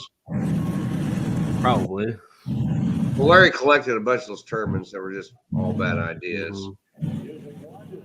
Yeah, Morgan's saying either Ultimate Toy or Turbulent Toy. Who's this guy? It's the white. You know, you can always recognize the guys hanging around it. Was it Berg? Because he built a bunch of things. Is that Bunnage? Yeah, it's Bunnage because he has those gay front rims. That's probably Bunnage. Yeah, green and white, and runs hard. Yeah, that's probably Bunnage. Those white front rims. I love it. We used to make fun of him all the time. Those gay white rims. Like, what are you doing? Are you getting for chrome? I can say that because they're both of them, even though they don't get along, are my good buddy. Bob Joestar. Hey, what? There's no puller in the world that pulled mods worked any harder than Bob and Terry Joestar. Ever. I pitted beside them at Toma and Bowling Green, and those guys work from the time they get there until the time they leave. And their mom, God rest her soul, I think she's probably passed now. She sits in her lawn chair and just watches them.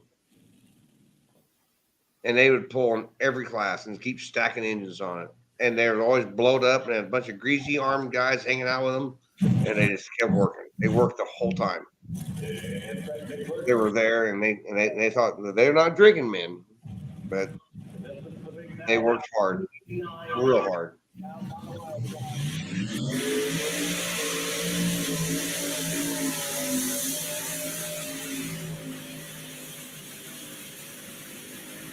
And there goes Douglas. He don't care. So does Doug live down by you? Yep, he lives right there at Stonington. Nobody ever got any more out of Chevys than he did.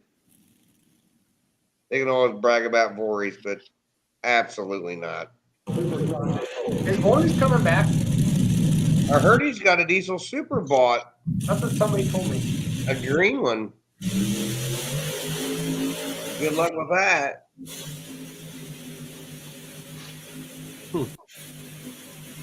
The green one that came from out east? From Ohio out to a knothead, and I think he's got a fire cell now. Maybe milk's not as great as it was in Canada. That's all I was told. So is this graphic right on your camera, Tucker? Yes. You have to type those in? Yeah. Aaron, how does I do that? Joestar Bunnage. Yeah, no, thank you. Trent must have been driving Doug's tractor. Okay.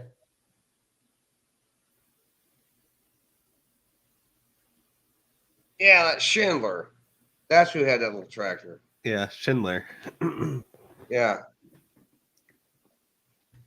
Yeah, it ended up becoming so okay. So he actually, so he ended up pulling it with two Allisons at one point, and it's called Hot Stuff. Well, see, Ralph had a twin. And then I don't know what ended up happening to it, but then I remember he bought the Rat Poison chassis after they got rid of it, and then was going to chop the chassis up and make it a light super. Oh boy. And started buying parts and took it to Mondovi, and then realized that they were getting way too deep into a light super and didn't really know what they were getting into, type of thing, and decided to call it quits on putting that together. I remember back in the old Elkhorn days, old Ralphie, every now and then would run He had them all laying on both sides and trying to run through a center box. It was a bad idea, but every now and then run.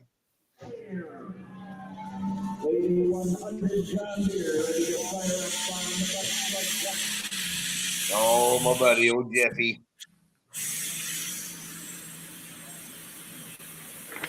His rookie year was his best year. That thing ran back then. Yep.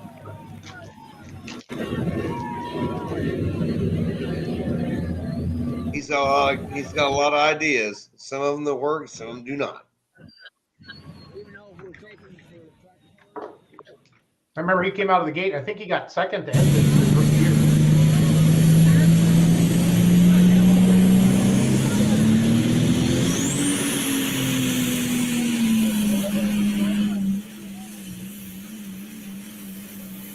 Diesel Supers are the best. These are all cast asses too. Can you imagine if we get on your show, Schultz like, all right, new class for next year. It's 4 Chargers, B pumps, and cast asses. Just let everything explode.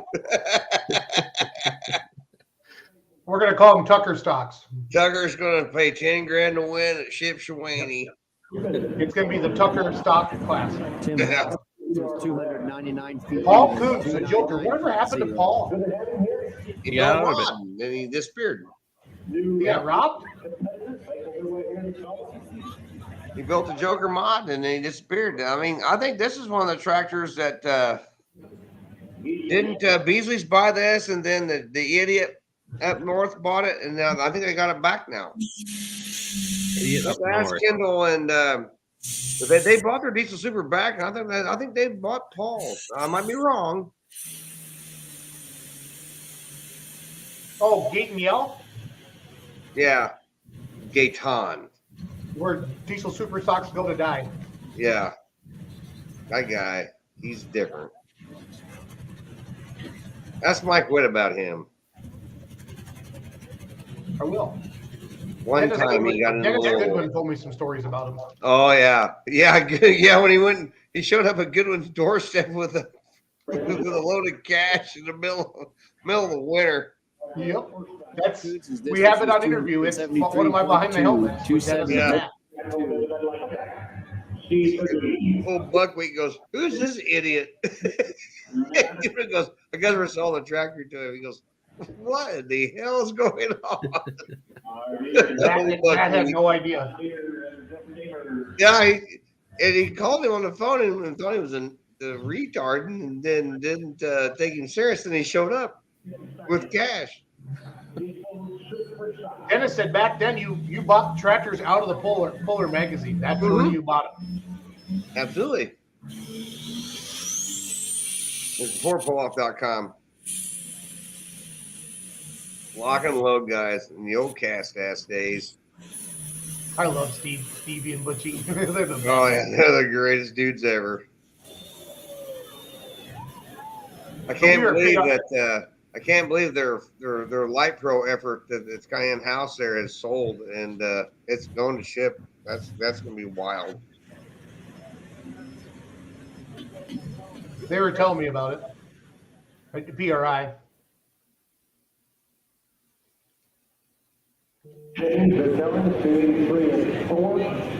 Here's the king. He's coming to the Polar Championship. Steve Berkey's distance. Is he really coming down there? He signed up. 0.292. That's awesome. That should bring you 2,000 fans right there. That's 500 more than we had last year. I'm still mad about that. And his other tractor is going full-time late super. Oh, the little 460? Yep. He told me one time when he was fooling both of them, he goes, "That little one costs me more money than the big one does."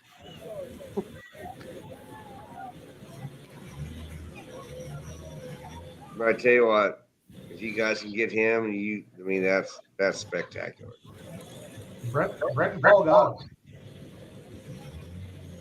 Brett and Paul have been working the phones like the Jerry Lewis telethon.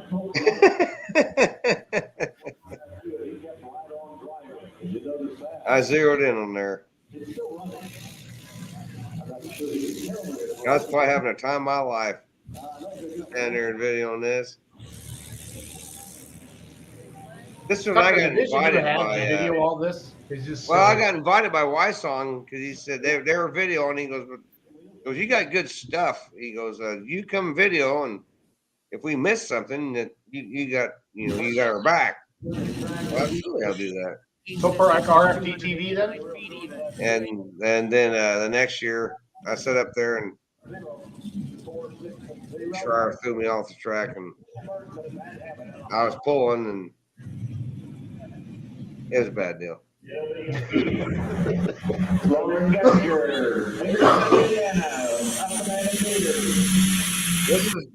This is a component. Pro stock was Legrand's, and now it's out in Pennsylvania to a guy I don't know. It's going to be a 5-inch pro stock when I reach it too.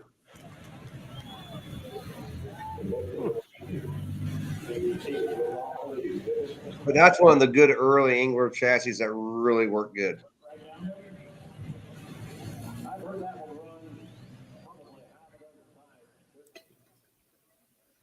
O'Neill, he was a great asset at pulling.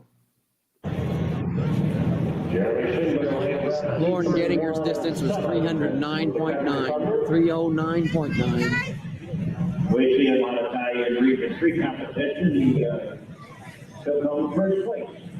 The first 50 meters. Who's that guy flagging, Brent? The starting line. Skinny guy. Is that Cal flagging? Is that Cal Parker? I think it is. And you see him turn around. I think it is. The way he holds that flag out, that looks Very like well could be, yeah.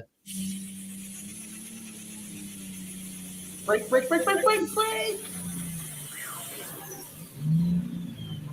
Guy was probably so shocked he got it lit and picked up. He was having a blast get that far. That's Roger, because Roger does the same thing every single time still. Brent, WTPA light limited, right? This one? Yeah. No, he still pulls heavy super. Does he really? Yeah. Has he been out? Yeah. That's a cast ass version. He doesn't have that tractor. No. But old guy every now and then up here, Toma, watch out. He'll lay a pass out. He can't pull off, but he had a good run last year in Rockwell on Friday night. Yeah. You're right. I screwed that up. I wasn't thinking. Is this Adrian or is this Esden? He light it up once. This Esden or Adrian? The diesel super in history. This is out on the Outlaws now. Tiger Bradley has it. Yeah, Tiger bought it off of my buddy down there in Southern Indiana. I was like, oh boy. I knew it was going to go to a good home, but he ain't got her lit yet.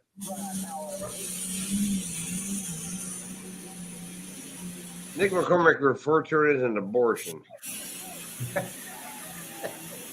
He goes, an abortion. He goes, the hood's way too big. And he goes, you can't run light superstock tires in the heavy superstock class. Yeah, ask Nick McCormick about that. He throws a fit about that. You can't run 5 flats on a big super. And Esden does it and just drives Nick insane.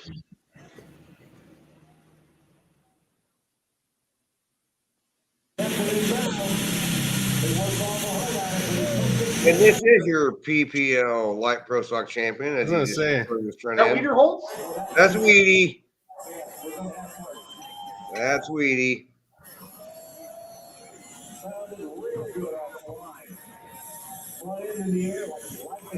All these Light Pro guys don't know how he outfoxes them. Well, he spent 15 years doing this. That's why Weedy's a pretty good Light Pro puller. He wouldn't ever come do none of my shows because he said he's too cool. He's too cool. He was in my garage this summer. I fed him twice. Got him drunk once, and he said he's too cool to pull me. I was like, hey, I understand it. Some guys are. I can say that because I don't give a crap what he says back to me. Exactly. This is Superman when he had the old 504 with the big twins on it. There he had. So this is Matt Goodwin? It's Matt. This is the 504 with the big twins. This thing ran good. I used to love it. I hung out with him because he would kick Dennis's ass every now and then. I always made fun of Dennis having the herd board. Matt's little baby tractor beat him.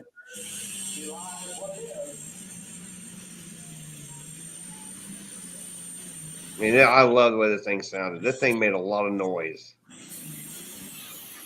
That's the chassis he has today, then. For sheet metal. No. He's got a. This is. I think Dwayne Schroeder built both of those chassis for him and Dennis. The Magnum Force and this one. I think were made by Dwayne. Now, don't quote me on that. Because that looks a lot like his tractor he has today. Well, the one he's got now is an Engler. Okay. They went to Engler and built the one he's got now. This is Mark 306.6, 306.6. Dude, he's going back to Louisville. Yep. Yeah. Brent, please tell me that's a component now. Oh, no. It's a cast that's got in a I'm 90% sure. I don't think it's been touched since this pole. Wow. I still think a lot of the same stuff's in that tractor. I mean, probably in the last 10 years. I mean, I don't want to say nothing bad because they might be watching, and I don't want them to hate me on emails and stuff, but did he only get 6 diesels to apply?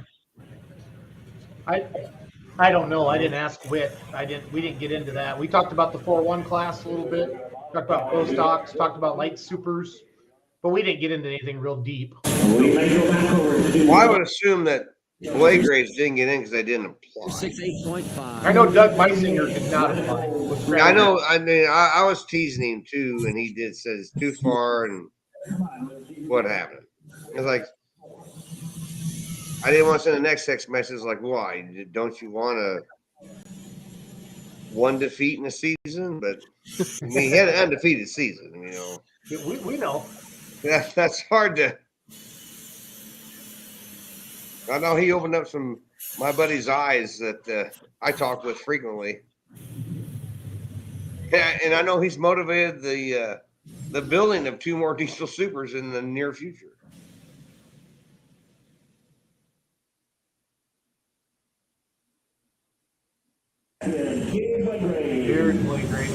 Yeah.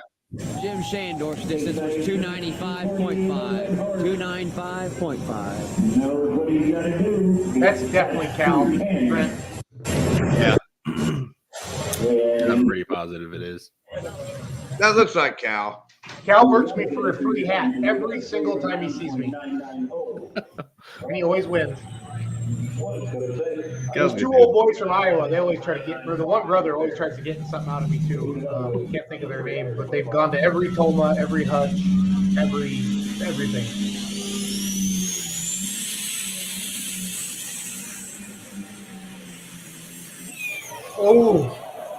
Oh yeah, that's never he ran completely on. He drove off the other track. Wow. He threw a fit to Engler because I guess it's a new Engler chassis, and the Engler goes, "Hey, you did the right thing. You go out of bounds, just go the hell out of bounds. Don't tear it up. We'll figure it out."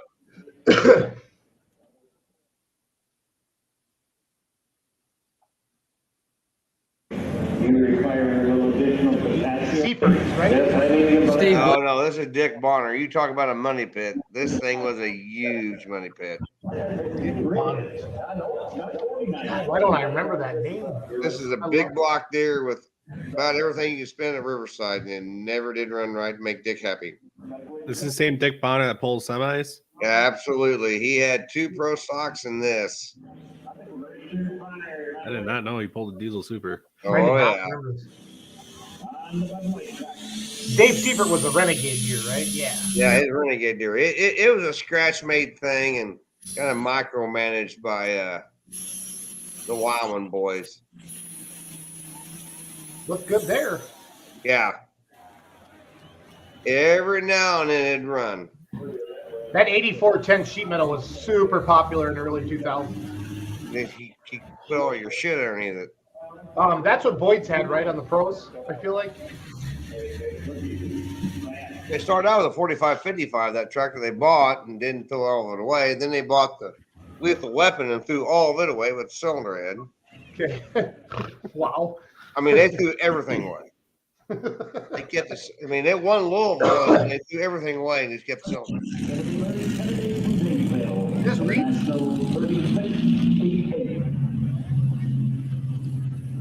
This is Larry Kennedy, my hero from my Super Farm days, because he had the prettiest 3688 ever.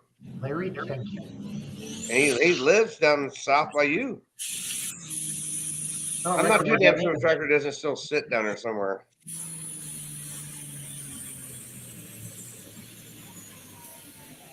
You'd have to call Lilburn. He would know where Larry's at. Full flat top? Yep, flat top would know where Larry's at. Elstein has not texted me back yet. He's drinking at the Packers. The Packers win? Packers won. Good. This is back when you'd have guys show up to Toma that had diesel supers that, yeah, we know we're going to get beat. We're just here for the party. That doesn't happen anymore.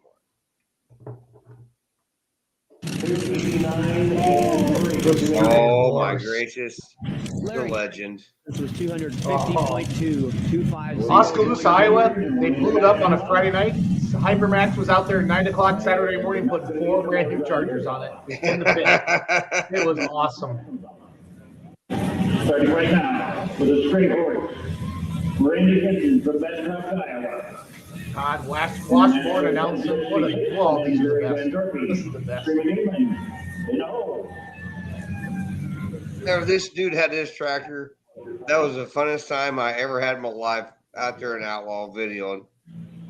Because he would make Goodwin so mad that he did not give a shit. He would go out there and blow it up every night, just make Goodwin mad.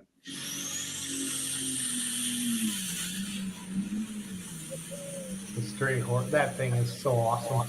Yeah. I told Rob Russell one night, it's like, after you sold it and you sold that retard, that made guys love pulling. He's like, well, he goes, oh, wow, me and Webb did a pretty good job with it. Like, it wasn't the control whenever he got it because he didn't give a shit. It was for tonight. He didn't give a rat's ass about tomorrow. Oh, I love it. He would run that thing. He would, I mean, I was a hit in Iowa one night, and Goodwin was in the lead like a 340 or 50. That retard drove it clear out to about 390, got out, took the steering wheel, and danced on top of the hood. That was awesome. I mean, Goodwin was like, what a jackass. I was like, this is awesome.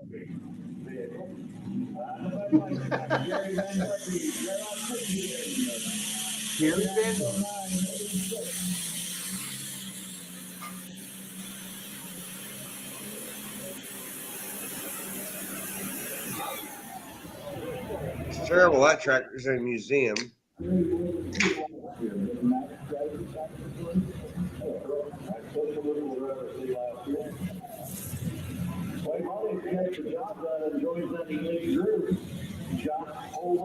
This is the first time I went to Bowling Green in 1978, and it was so muddy that me and my dad and my mom and my little brother Nick, we didn't have the daughters yet.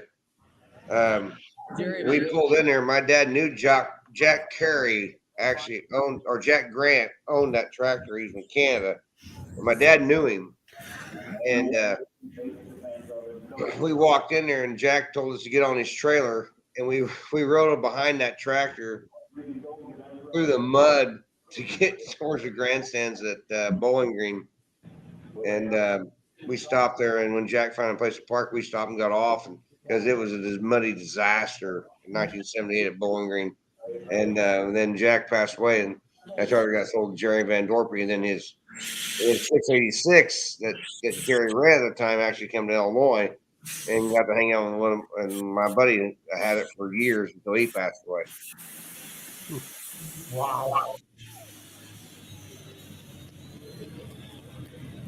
Yeah, one time when I was a kid, in high school and stuff, Jerry Van Dorpy's 686, the Screaming Demon, and Tom Dickerson's 20 Mule team actually lived in Southern Illinois, and they were neighbors, and they pulled it here in ITPA in the light super class.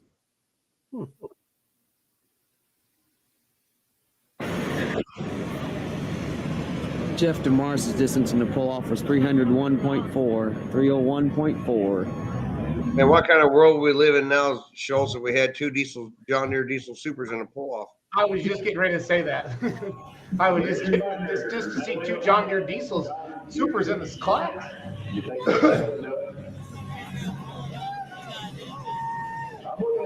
Colin Ross is just a hater. You've got 3 more chances to take a run at me. So what do you think? I think we got a rating. I always told Steve Boyd, I was like, why in the hell don't you go on up? He was like, why? I was like, because we're ready for you to go.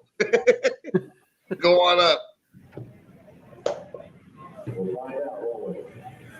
But you know what? I don't think Phil Riverside ever gave him the opportunity. He's like, hey, I got you a deal. This is what's going to happen. Let's go on up with him. I don't think Phil ever did that. I think he just kept cashing checks. Same way with the boys from Farley. Don't they own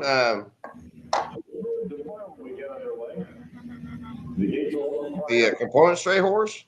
Nope, that deal did not get put together. Henderson still got it. Correct. Oh, good. But it'll still sit.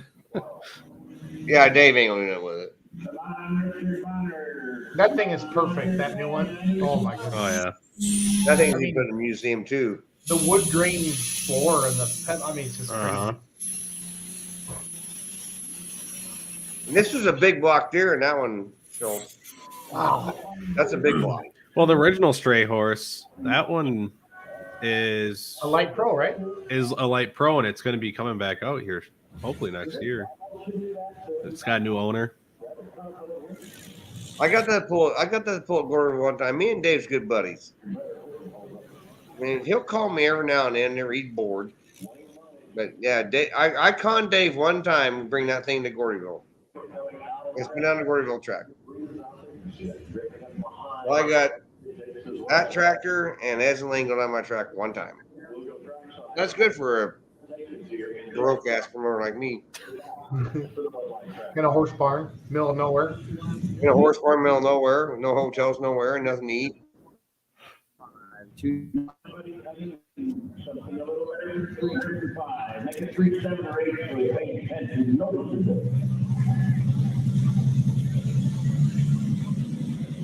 I just love this tractor.